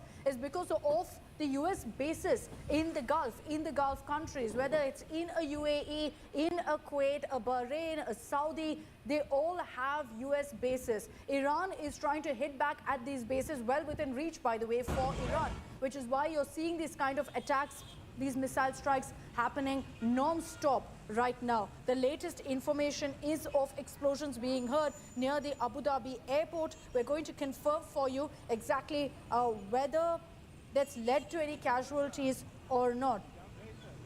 As we speak right now, there's a new wave of explosions that have also been heard in Doha, in Qatar. We're going to be getting you these updates from different cities across the Gulf, where I can tell you that across the Middle East countries right now, there's chaos. The Middle East, viewers, is on fire as a result of what's happening between Iran, US and Israel. But the question that will be asked is about alienation of Iran. The manner in which they've gone ahead with these counter-attacks, firing missiles at all of these countries. Every single one of these countries will now condemn Iran for what's happened, will take on Iran for what's happened. But the Iranian regime has made it very clear that that's not going to stop them. They've made it very clear that they will continue their strikes to target these US bases. There's no doubt that America saw this coming, was fully prepared for the US bases to be targeted in the manner that it is right now. But I can tell you that in Doha, there's been a fresh wave of explosions. In Abu Dhabi, very close to the airport, which is an extremely commercial area, there have been reports of explosions once again. So if you thought that, there's been a lull, that Iran is done with its counter-strike, most definitely not. We're seeing non-stop news breaks, information trickling in right now of explosions being reported in every single one of these cities, in the heart of the city. And remember, it's a Saturday. Most people were out with their families, and there are warnings now issued by the government, by the regimes, saying everyone must be indoors, stay safe. India also, by the way, has issued a statement for all Indians in Iran to stay indoors, to not step out, and to be safe. Most countries right now have taken this step of ensuring advisories are issued with the situation as it is, and it being as unpredictable as it is. They are not taking any chances. But Iran isn't stepping back. I'm going to play out for you, and we'll just get that up for you, an excerpt of what the Iranian Foreign Minister, Araghchi, had told India today. We'd spoken to him just a couple of days ago on, in fact, the conversation on what's happening and the conversation with US. He's been the man essentially leading the talks, the dialogue with America, the Geneva round of talks, which clearly wasn't fruitful, courtesy the images on your screens as evidence and proof that just essentially collapsed. But we will get you that excerpt of the Iranian Foreign Minister speaking to India today, where he said that, look, if there is any escalation, any provocation, Iran will not sit back and watch. Iran will hit back, Iran will attack. And that's exactly what's happening right now. His message was very clear that they will be, if we want peace, Iran says we want peace, but if there is an attempted war, they will hit back, and how. And that's what's playing out right now on your screens with all the images coming in. Let's play out for you that sequence with the Iranian foreign minister. Donald Trump has put Iran on notice yet again. What's your reaction? Is Iran prepared? Well, first of all, thank you for having me. On your question, of course we are prepared. We are fully prepared for both options. He likes gold war, too. God forbid, and peace. As you know, I'm going to Geneva this afternoon in order to have the third round of our talks with the U.S. team. And we have made some progress last time. We were able to find some sort of understandings. And I think based on those understandings, we can build something in the form of an agreement, a deal. I think a fair, balanced, and equitable deal is achievable, and we can do it. Of course, our armed forces are prepared to do their job, and we know how to defend ourselves, and this is what we did last time. And we have learned lots of lessons from the last war, so we are even more prepared. And that means, by the way, that the aim is to prevent a war. When you are prepared for a war, you can prevent it. Otherwise, you are inviting it to your home. So we are fully prepared, not because we want war, because we want to prevent the war. I'm a man of diplomacy. I have to talk about my own job. And I think the way we are going to is the best possible way to resolve this problem. There is no military option for Iran's peaceful nuclear program. If there is any concern, if there is any question, if there is any ambiguity, we are ready to address. We are ready to answer questions. We are ready to remove concerns, but we are not ready to give up our right for peaceful use of nuclear technology. This is what we demand. So I believe that tomorrow in Geneva, there is every possibility to come to an agreed solution which is fair and balanced. So the Iranian regime making it very clear they'll not hold back. And that's exactly what we're seeing right now as well. We've got your ground reports from Tel Aviv, from Israel. Let's take a look at what's happening in Iran right now. We've got Zamir Abbas joining us live from Qom in Iran. Zamir, first of all, hope you, your family are all doing okay. What's been the impact of the strikes that took place hours ago, Zamir, in Iran? Thank you very much for having me on the show, and our salutations to all our Indian citizens, our friends, our brothers, sisters. I hope everybody is safe wherever they are in all the countries. Let me start off with saying, Alhamdulillah, I'm okay, and my family is fine. I'm in Qom, so in Qom there was not such an attack. So the details of this attack is pending, inshallah. Let me start off with, first of all, saying that there were nuclear negotiations going on, and yesterday I was with your senior reporter Geeta Mohanji, and also with Katie ma'am. I was with them yesterday in Qom, and they said they saw everything, and they reported from Qom and Tehran as well. It is very clear betrayal from the United States when they were talking yesterday. Foreign Minister of Oman, he gave an interview in United States. In Face of the Nation was the name of the program. He clearly stated that Iran had accepted almost all the conditions put forward by United States, which during the negotiations, not what was in the media. So this is completely betrayal by the United States, and it proves that this unilateral attack is illegal according to all United Nations laws. And this shows that we live in a jungle Raj today. What happened in Venezuela? What is happening it's one version versus another.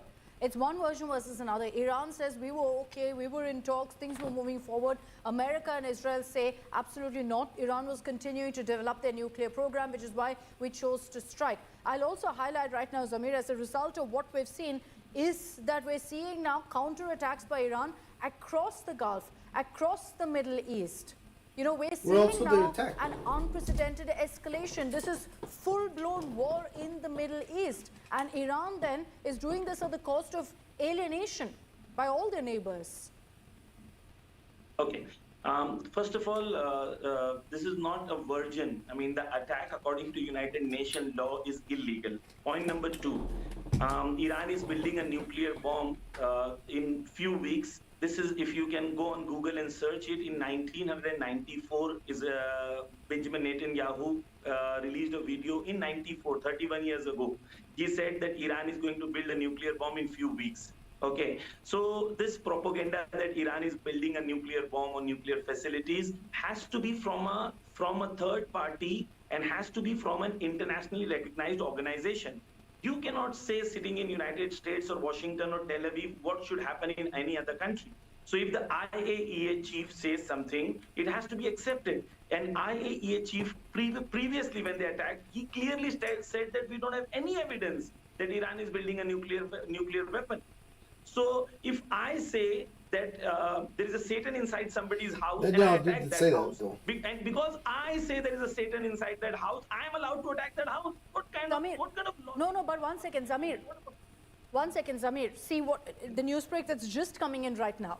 Qatar's foreign ministry says it reserves the right of response after Iranian attack. Where is this going to end, Zamir?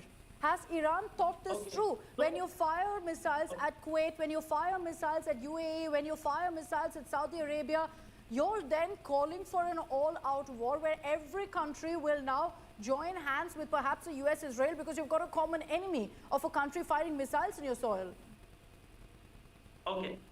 First of all, just a small correction. They are not. They're not attacking what I was thinking the too. soil. They are attacking US bases inside those countries. Yes. So this has to be clarified that Iran has the right, according to the international law, to hit back for self-defense. This is according to the law. So whatever Iran is doing is within the international law.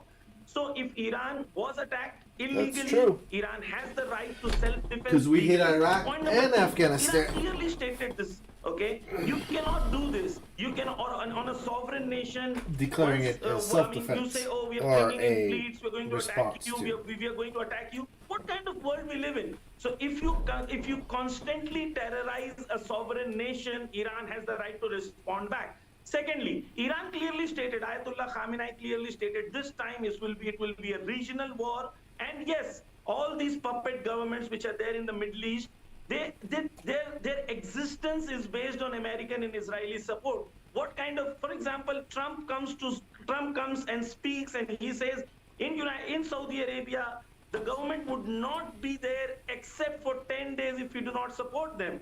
So we as the people of Iran, the government of Iran doesn't want a war which is between the Muslim countries and the neighbors.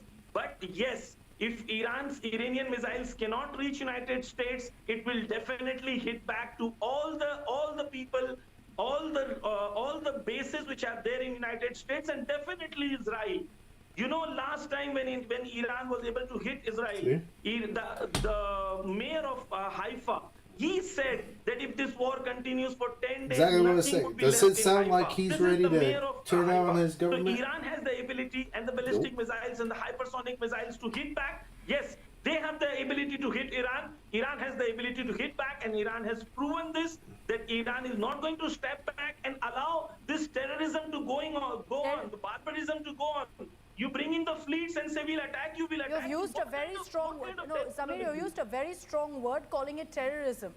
US and Israel say our war is not against the people of Iran. It's against the Iranian regime. It's against the supreme leader. Okay, 34 million people came to support the Islamic government. It's not a regime, it's a government. 34 million people came on 11th of February, which is 22 Bahman. Were they aliens? Did they come from the moon? They are not Iranians. And people sitting in Washington and Tel Aviv, they are Iranians. They will tell Iran what to do. They will tell the Iranian people what to do. Look, who will decide? Okay, they believe in democracy and they believe they bring Shara, who is Golani, who was a terrorist, announced by the United States. They make him the president of United States and president of Syria. And Trump says, I installed him. What kind of war against terrorism do they have? They're making president a person who's a terrorist. And all the West Asian countries which you're talking about, they're all kings. Where is democracy? So all these fake liberal, what they did in Venezuela, what they're doing throughout the world. I'm an Indian, and the tariffs that they brought about to India was very offensive. And unfortunately, we as Indians, we did not demand Israel to condemn it. The first country to condemn the tariff against the Indian government was Iran. Iran stood with India, and we stand with India and Indians. But also I expect that we as Indians who fought a war against colonialism, who brought about freedom This against is not going to be colonialism clear and cut, imperialism, the world looks That's up what to I'm us saying. that we will stand I will go back, against the Zamir, colonialism. one second. I will go back to highlight once again the statement that's coming in from different countries who have been seeing explosions in the likes of Abu Dhabi. There's also been a civilian who's died as a result of the strike, as you highlight, on a US base. These countries will not keep quiet. They're talking already about how they reserve the right to a response. In such a situation, and I've already asked you this, Zamir, about alienation that Iran is facing now in the Gulf as a result of targeting all of these US bases. In a situation where there's a response, what will Iran do? Look, right now you're firing counter-missile strikes. If there are 5 countries in your neighborhood that you're up against, what will Iran do? Countries so far.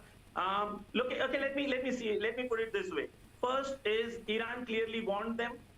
2, these attacks are on the American air bases. 3, diplomatically, Iranian channels will speak to them in a diplomatic language that this war is not against them, but it is against those countries. Right. And clearly, we all know that these regimes, they do not have any power within themselves. They only act what the United States and Israel wants them to do. This is very clear. What happened in Gaza, 70,000 people were killed by Israel, 40,000 of them were children. What did all these Arab kings do? And the whole Muslim world, the population living in those countries, stand with Iran, stand with the Islamic government. It is these regimes who are connected Zamir, to the American and I'm cutting Western across. I regimes. have breaking news that's coming in, but I will say this, that you've got Zamir Abbas there reporting from Iran saying essentially that every country has a puppet government, but for Iran, that the Iranian regime is supreme and that's why they're facing these attacks. That's the message that's coming in from Zamir Abbas, who's reporting from Iran. But I'll get you more breaking news that's coming in light of what's playing out right now and the fact that And we still gotta meet our out in the goals. Middle East. Exiled Iranian leader Our goals Pahlavi is a has regime spoken out, change, issuing a apparently. statement saying assistance promised by Trump has arrived. He's called this a humanitarian intervention. Final victory will be ours. Remember that Pahlavi has been leading protests. There have been anti-regime protests triggered by the opposition in Iran, who's now watching what's happening very closely, referring to the strikes as humanitarian intervention. هم میهنان عزیزم، لحظاتی سرنوشت ساز پیش روی ماست. کمکی که رئیس جمهور ایالات متحده به مردم شجاع ایران وعده داده بود اکنون رسیده است. این یک مداخله بشردوستانه است و هدف آن جمهوری اسلامی دستگاه سرکوب و ماشین کشتار آن است، نه کشور و ملت بزرگ ایران. اما با وجود رسیدن این کمک، پیروزی نهایی همچنان به دست ما رقم خواهد خورد. این ما ملت ایران هستیم که در این آخرین نبرد کار را تمام خواهیم کرد. We played this game once زمان before. بازگشت به خیابانها نزدیک است. America اکنون did. که جمهوری اسلامی didn't در حال necessarily go. فروپاشی است، پیام من به نیروهای نظامی، انتظامی و امنیتی کشور روشن است. The reason that statement is important is because you've had the likes of Donald Trump very publicly, openly taking on the Iranian regime, calling for a regime change. So amid that, the Iranian opposition also kind of pushing forward, saying that this is humanitarian intervention. I'll bring in my colleague Sandeep Ketan also on this broadcast. Sandeep, you've been joining us through the course of this coverage from this morning to now 4:15 p.m.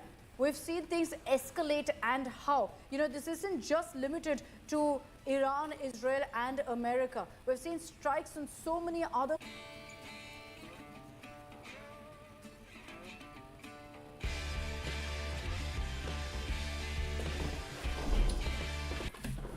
coming, that, you know, any form of this kind of conflict would have ultimately spread in the manner that it has.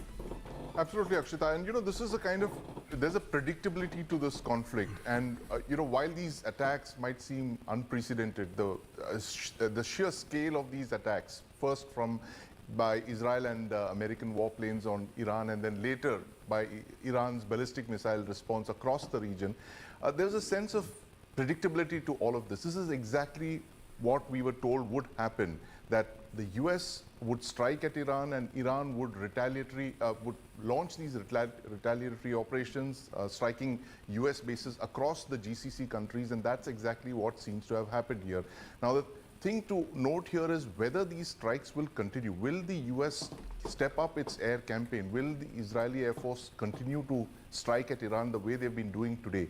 Because it's very clear that the Iranian regime, it is at its weakest in 46 years. It's a question of changing the regime, and that's the signaling all of today. The last couple of hours have been all about regime change. You've seen the airstrikes on Iranian targets. They've been hammering presidential palaces, residences, known locations of all their senior IRGC commanders.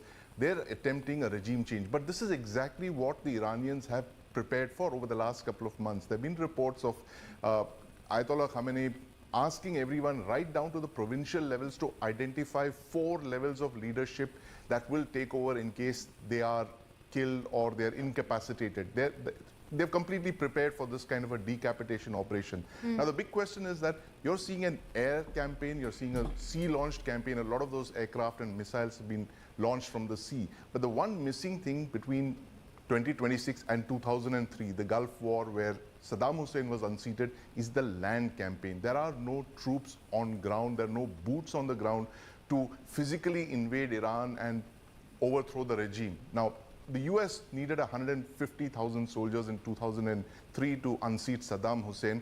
There are no ground elements today. They are hoping that these wave of airstrikes will cause the people of Iran to then rise in revolt and overthrow the regime. Exactly what happened in 1979, in January 1979, right, when the Shah of Iran, that is Reza Pahlavi's father, he fled after ruling Iran for nearly 4 decades. And that is because the people rose up in revolt. And with that statement today and those missiles and those airstrikes, President Trump is betting on the fact that he can do a 1979 in Iran in 2026 as well, Akshita. Interesting, interesting perspective. But where did Sandeep, especially because we've 1979 had get us? very open public statements from the likes of Netanyahu, from the likes of Trump, that their here. fight is not against the people of Iran. The It's same against place. the current regime. And I'll just play out for our viewers exactly what the Israeli Prime Minister said in his So statement a what's couple of gonna make hours this ago one different? on Operation Roar of the Lion, as Israel has called it. אבל אם מישהו היה צריך הוכחה נוספת לגבי טיבו הרצחני של משטר האייתולות, הוא קיבל אותה בחודש שעבר. כי כולנו ראינו איך משטר האימים הזה בטהרן ביצע טבח המוני חסר תקדים באזרחי איראן עצמה. הוא רצח בדם קר אלפי ילדים, מבוגרים, זקנים. רבבות נאסרו, עונו, הושפלו. ולמה? רק בגלל שהם ביקשו לעצמם חיים של חירות וכבוד. במלחמת התקומה ובמבצע עם כלביא, חיילינו הגיבורים היכו שוק על ירך את משטר האייתולות ושלוחיו. אבל חיית הטרף הפצועה לא חדלה מניסיונותיה להשתקם למען אותה מטרה, כדי להשמיד אותנו. בחודשים האחרונים הרודנים באיראן זוממים לבנות מחדש את יכולות הגרעין והטילים שלהם. An update also from the domestic front that you've got a lot of comments from politicians. It's including Rahul amazing Gandhi, for him to sit urging there the government of India to and take call immediate and out proactive measures to safeguard our people, looking at the what they're situation doing. in the Middle It's like East. calling the And kettle- I will highlight right now that there has been the kettle communication pot that's coming black, from the right? government 'Cause, of like, helpline numbers as well as repeated advisories on how He's Indians can be flattened safe in Palestinian. light of the situation. Palestine. Those numbers, email address, all of that is also Completely. constantly flashing on our screen. And if he's anyone's acting got as the loved moral ones high in ground. Iran or around, you're wondering if they're doing okay, or if you wanted to know the next course of action, those numbers you can reach out to for any help. You But can't even bringing get it along back with to your really neighbor. what we're seeing right now, there are images Let on the alone, screens. Latest let video. alone sit there. This is coming in tell- from Kuwait, oh, where there has you been can't- an you're explosion. not supposed that to do that. confirmation did And what come is in. Trump doing? There was an explosion What is Trump doing presumably here in the at United the States? US base. Same bullshit. And this is footage that we've just received where you can see the impact of the strike, just plumes of smoke. But that tells you the nature of missile strikes being launched by Iran. And Sandeep, I'll bring you in on this.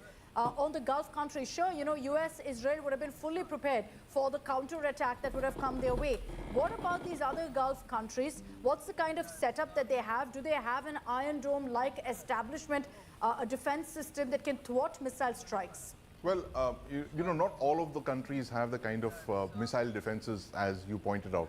Israel has Iron Dome, it has the American anti-missile systems which have been flown in off late. It has an entire carrier strike group and its protective shield around off the coast of Israel. But as you correctly mentioned, many of the GCC countries are actually vulnerable. They host US bases, but they don't have the means to protect their territory from Iranian ballistic missiles. And this is exactly what Iran has been counting on. And they have been threatening these GCC countries with retaliation in the hope that they will prevent the US from using their bases to attack Iran. But that doesn't seem to have played out, and Iran is, you know, carrying out exactly what it's threatened, to launch all of these ballistic missiles onto these GCC countries. And as this conflict carries out, plays out over the next couple of days, I think the key thing to watch out is which country will run out of missiles first. That's all this thing is about. No, but do you see a retaliation also, Sandeep? You know, you've got statements that have come in from countries saying we reserve the right to response. Does that mean that these countries will retaliate? Because technically it's US bases that are being targeted. Do you Yes. see them also entering this conflict now? It depends on what targets have been hit. If there are civilian targets, say in Saudi Arabia or in Bahrain or in other GCC countries in the region, if they have been hit, then of course it will be incumbent on these governments to retaliate for Iranian attacks, because then it will make their position untenable. The fact that they will have to answer to their civilians. There could be uprisings in those countries as well. So these are, there are plenty Right. of imponderables in all of this. The Middle East is at a very, very delicate juncture right now, because there are alliances that countries have struck. Let's not forget that in September, Saudi Arabia and Pakistan drew up a mutual security pact where an attack on one would be seen as an attack on the other. So if Saudi Arabia is under attack from Iran, does that mean that Pakistan will come to Saudi Arabia's assistance as well? So there are many imponderables in all of this. And it just needs to be seen how long this conflict will play out. If it is another couple of days, then we are in extremely dangerous territory. Whereas if both sides attack, they'll carry out airstrikes, launch missiles, and then they say mission accomplished, and both announce victory, then there is a possibility of conflict termination. But if this continues for the next 1 or 2 days, then you're on extremely, extremely tenuous ground. You have no idea which way this is going to play out, Akshita. I'll just get in also a news break that's coming in. There's been a lot of concern about Indians currently who are in Iran. And we can get to, in fact, some of those statements. There are a couple of Indian students who've released videos asking for immediate evacuation from the government. Rahul Gandhi also, like I mentioned earlier, has urged the government to ensure Indians' safety and that the government must step in to help them out immediately. Let's just play out for you what some of these students have to say. They're obviously worried looking at the situation. They're seeking help from the government. The government has assured that they will help everyone in need and is in constant touch with the Indians in Iran currently. Hi everyone, I'm an Indian student and currently I'm in Tehran. The situation here feels really worse and uncertain. We really don't know what's going to happen next. We are really grateful that the Government of India and the Ministry of External Affairs are in discussion for our safety. But in the times like these, speed matters a lot. I'm not even able to say these things because the airstrikes are happening and it's getting really worse for us. We just request for the quicker and clear evacuation as soon as possible. Please do not wait for the situation to get worse. Just help us. Just get us out of here as soon as possible. Okay, joining us on this broadcast is also an Israeli news anchor, Lital Shemesh, who's joining us live right now. Lital, we have gotten updates right now that once again sirens have been blaring in several parts of Israel, that there have been warnings issued to people to immediately head to their nearest shelter. Can you just confirm that for us along with the latest updates coming in from Tel Aviv? Yes, of course. Thank you for having me. So since 8 in the morning here in Tel Aviv, all of us in Israel has been asked to stay close to safe areas, close to bomb shelters. The sirens are going off since, as I said, since 8 in the morning. Different areas around Israel, from the north to the south. Just a half an hour ago, a recent alarm in the center of Tel Aviv. I can also tell you that there has been a few hits in the north of Israel. We're starting to get the pictures from the north of Israel where a few houses, civilian houses, has been hit. But most of the rockets that were being launched from Iran towards Israel were being intercepted. So as you must know, we have a wide range of forces around the Middle East and around Israel, both Americans and Israeli, intercepting from the air the rockets that are coming from Iran. And also us as Israelis, we're getting notifications. We have a special Homefront Command app that we're getting a pre-notice when the rocket is actually being launched from Iran towards Israel. So you have enough time to get ready and to get inside a bomb shelter. So that's the situation. We know from the previous operation, the previous round of escalation from Iran, that this can last for a few days. It's usually not something that is ending in a few hours or in 24 hours. The last operation, Midnight Hammer, lasts for 12 days. So we know that this is going to take some time. Sure. Lital, I'd also like to know has what to Israel's take some reaction time. has been to Iran's We're statement. 6 months from the where they election. demanded Trump UN better freaking- intervention, suggesting essentially that He this needs it was to go on. a premeditated Benny yet does. unprovoked attack by US and Israel. Then he's still got on a Iran. genocide hanging over his head. So we've heard this morning both the announcement of President Trump and Prime Minister Netanyahu. President Trump was very clear in saying we cannot live in a world where this Iranian regime, who is the #1 terror fund country in the world, stay in power. And he was very clear in saying we are now, the main purpose of this operation is to take down the Ayatollah regime, the Iranian regime, and he also gave them an opportunity to take down their weapons. He mentioned in the recent few days over 30,000 people in Iran were being murdered by this Iranian regime. So you have to understand, Iran is not just Israel problem. Iran is not just U.S. problem. Iran is the biggest world terror funding country. It was funded. It was funding Hamas in the Gaza Strip, the Houthis in Yemen, Hezbollah up north, and so on. So after 3 rounds Iran wasn't of invading negotiations with the Americans and the Iranians, Ukraine. Trump said enough is enough. If you're not willing to give Were up they? the uranium enrichment, if you're not willing to give up your ballistic missiles, we have no other option but to strike Iran. And from the news that we're getting here in Israel, it seems as if they try to take down the heads of Iran, the heads of the Ayatollah regime. We still haven't confirmed who is officially dead, who is officially has been taken down, but we know that that is at the moment the main aim of the Americans and the Israelis, and we're trying to get more information on what is happening on the ground. So Iran in their statement has said that the targets, which were commanders of the Iranian army, are all perfectly safe. They're doing okay. But also, I would like to know your reaction. You did highlight how there are terror proxies being pushed by Iran, and that's why the action that's been taken. But what we've also seen in the last few hours is strikes not just by Iran, but also from Hezbollah, from Houthis, aimed, directed at Israel. It's such a circumstance, and if this continues, the question will be about whether Israel also could see casualties. Unfortunately, we've seen that in the recent round of escalation with Iran, and you were very accurate in saying we're getting rockets not just from Iran. We're getting rockets from Hezbollah. In the recent round of escalation, we got rockets from the Houthis. In Yemen, we got rockets from the Gaza Strip. And we have a joke here in Israel that we are the only country in the world that when you have a siren, you start asking yourself, where is the rocket coming from? Because you're starting to calculate the time that you have to go to the shelter. Because if it's a rocket from Gaza, you have only 40 seconds. And if it's a rocket from Iran, you have a few minutes to get ready. We are the only country that's actually being attacked from so many different countries at the same time, which is just absurd. And you were also right to say that the Iranian regime is funding world terror.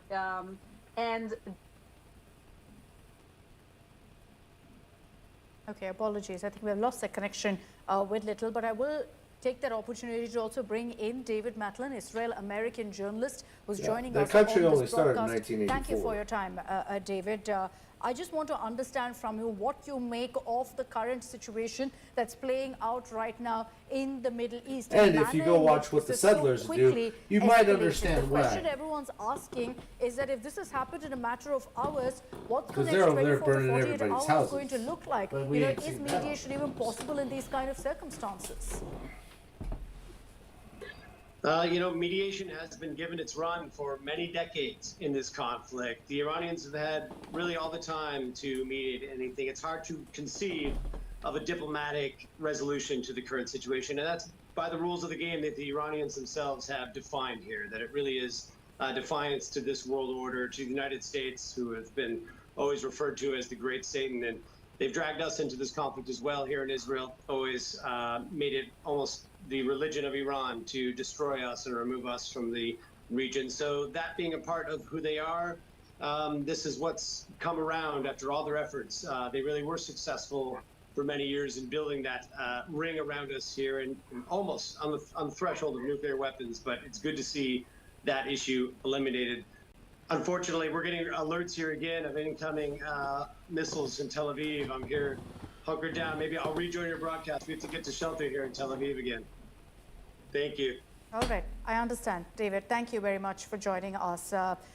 In this kind of an escalating Yeah, situation, they don't acknowledge their own participation in it, their own in fact, some of our guests, our panelists, piece who are of the joining puzzle. us from the heart of these conflict zones to immediately duck and cover, get into bunkers. So we're going to appreciate. Oh, they that in don't this take kind of a responsibility situation, for that their takes own priority, actions. I mean, they're over literally any live updates genocide that come in. So David, we're letting him go so he can in- go ahead and go on into the a bunker Palestinians. as directed by the authorities there in Israel. But as we get to all of the updates that are coming in, the cooktop is cooked.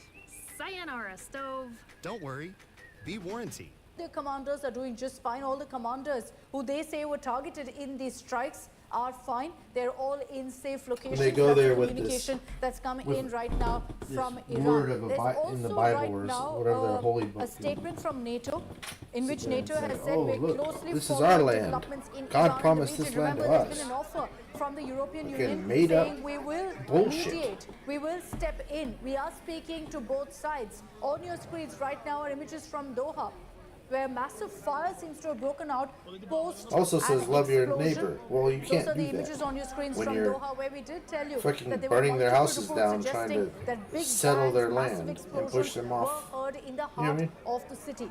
Mind you, these are US bases that have been targeted, but inevitable really that in many of these areas there could be civilian casualties as well, and there have been reports trickling in on those kind of casualty counts across these countries as well. On the point of mediation, Sandeep, is that even something that's possible right now with how things have escalated? You know, you've got countries saying that we can go ahead and respond to the manner we deem fit. Then you've got US and Israel continuing to say that if Iran continues, we will hit again. Iran saying there's no question of us just sitting back and watching. Have we gone too deep, too far to even talk about mediation now?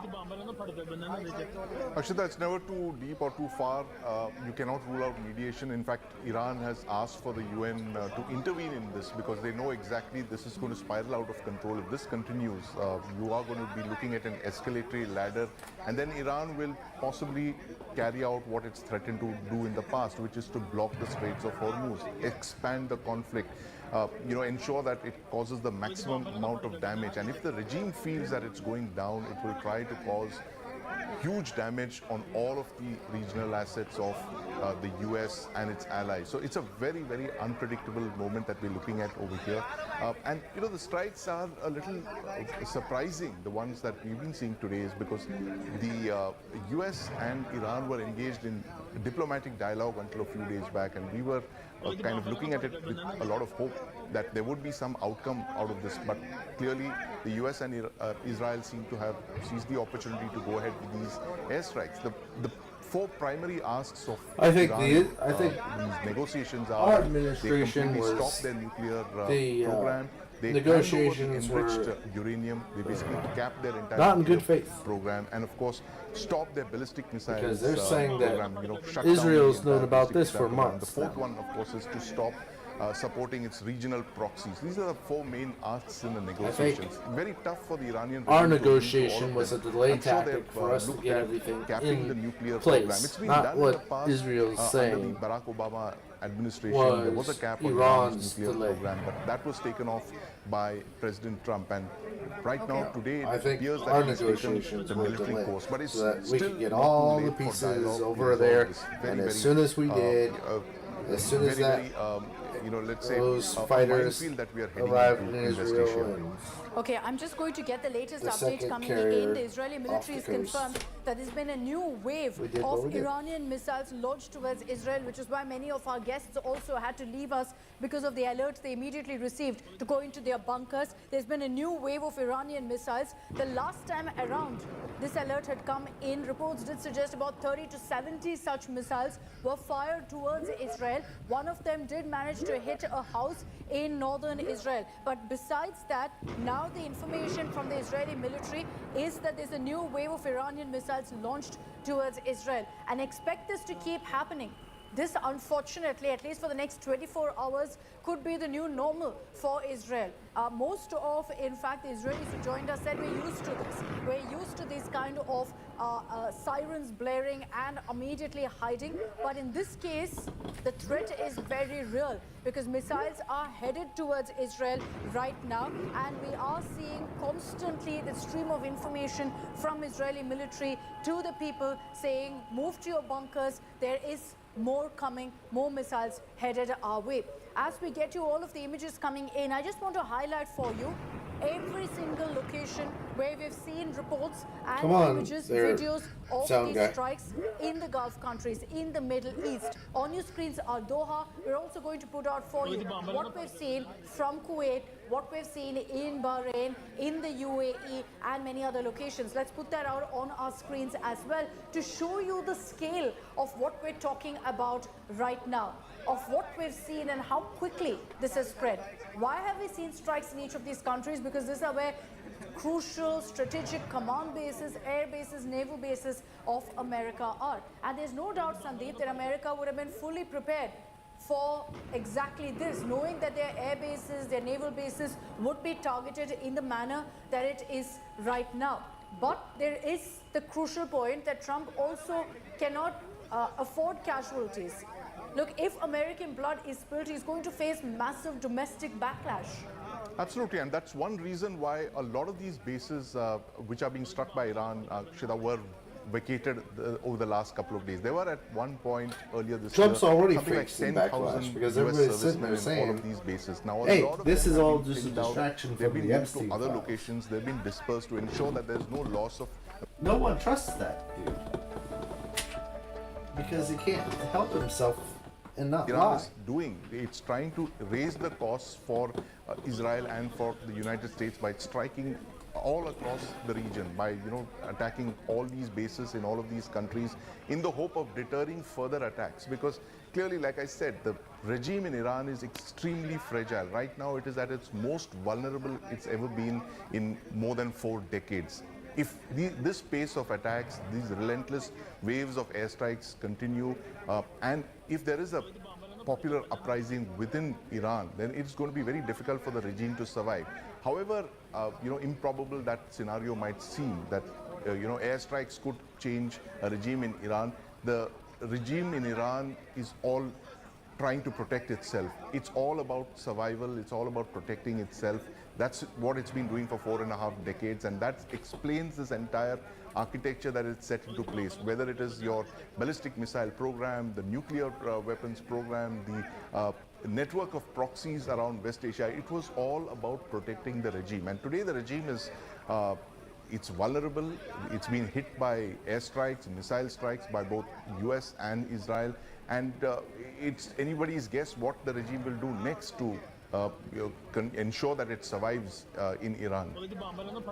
Okay, as we get to all the latest updates that are coming in right now and the footage, I can confirm for you that in Iran, and this is in one particular location of the strikes, Iran says that at least 24 people have been killed. The plan is to And throw this, they say, Iran was because of an Israeli into strike on a civil school war in Iran's south so county that of Minnah. I'll again it highlight that this is destabilizes what the Iran, Iranian and then they regime, can the go in government there has and said about a strike That's in all one this is. particular location. Remember, Israel and US have maintained that they very carefully Break it chose from their the targets, inside out. that these weren't civilian establishments, but rather crucial, army command centers, or in some cases, Khamenei's residence as well, which was targeted. Now, what Iran seems to be suggesting is that these were civilian establishments, civilian settlements that were targeted in the strike, and they're saying 24 people have died, presumably children, because it's suggesting that the strike was on a school in Iran's southern county of Minnah. That's the information that's coming in right now. This is what the Iranian don't expect government Israel to has said frickin' has actually operate happened. And the within images the are on rules your of screens. warfare. This is where it all started in Tehran with the explosions that took place We've already seen hours that. ago. And from there, we've now reached a situation where these pictures have become common across the Middle East, where every single major city has seen explosions, has seen targeted missile strikes taking place. And the information that's coming in right now is that you've got a communication from America, and a US official has actually spoken to the US media, highlighting that this is not going to go on for hours, that this is going to go on for days. Is that a similar communication that the Israel government has also indicated towards? Yes, the message was Months. very clear. We can that plan this for this will for months. last for days. And regarding the recent news from Iran, I suggest to take everything that is coming from the Iranian regime with a pinch of salt, because both the Israelis and the Americans has no intention in harming civilians. She can't the say matter of that. fact, America Look said at again fucking and again, Pakistan, or Trump said Palestine. again and again, he will come to the rescue can't of say the people that. of Iran. There is no interest. You have to no harm ground innocent to stand on. civilians. You have no foundation of that The statement attacks whatsoever. are towards the regime When you of- look at of Iran, Palestinians. the heads of the regime of Iran, and as you In said, Palestine. this Fucking would bullshit. last for days. It's a matter of when will Iran surrender, when will Iran will be taken down, because just one strike won't be, the crucial effect in order to take down the whole regime. As you said earlier, we're talking about the lowest point that the regime is now for the recent decades. The economic situation is severely bad. The people of Iran, as we said in the past, tens of thousands has been killed by this regime, and they were crying for help for weeks, for months. Here in Israel, we were speaking about it for days. For days, we were asking, days and weeks, we were asking ourselves, when will the attack occur? And for some, for some part, we were thinking maybe Trump doesn't want this attack anymore. Maybe he just want to get a deal. But at the end of the day, Trump has proven to the world, and he said it with his own voice, there is no other president in the United States that would have taken this courageous step in taking down the #1 terror I can't stand fucking country the in propaganda. the world. So Israelis can't at the take it. moment are very patient. We know how to act. We've been near bomb shelters in the recent stand it. years of getting rockets from the Gaza Strip, over 15 years of getting rockets from the Gaza Strip. So people know how to stay near bomb shelters, and we just need to wait and see where this whole situation will be developed. Okay, all right. Appreciate your time.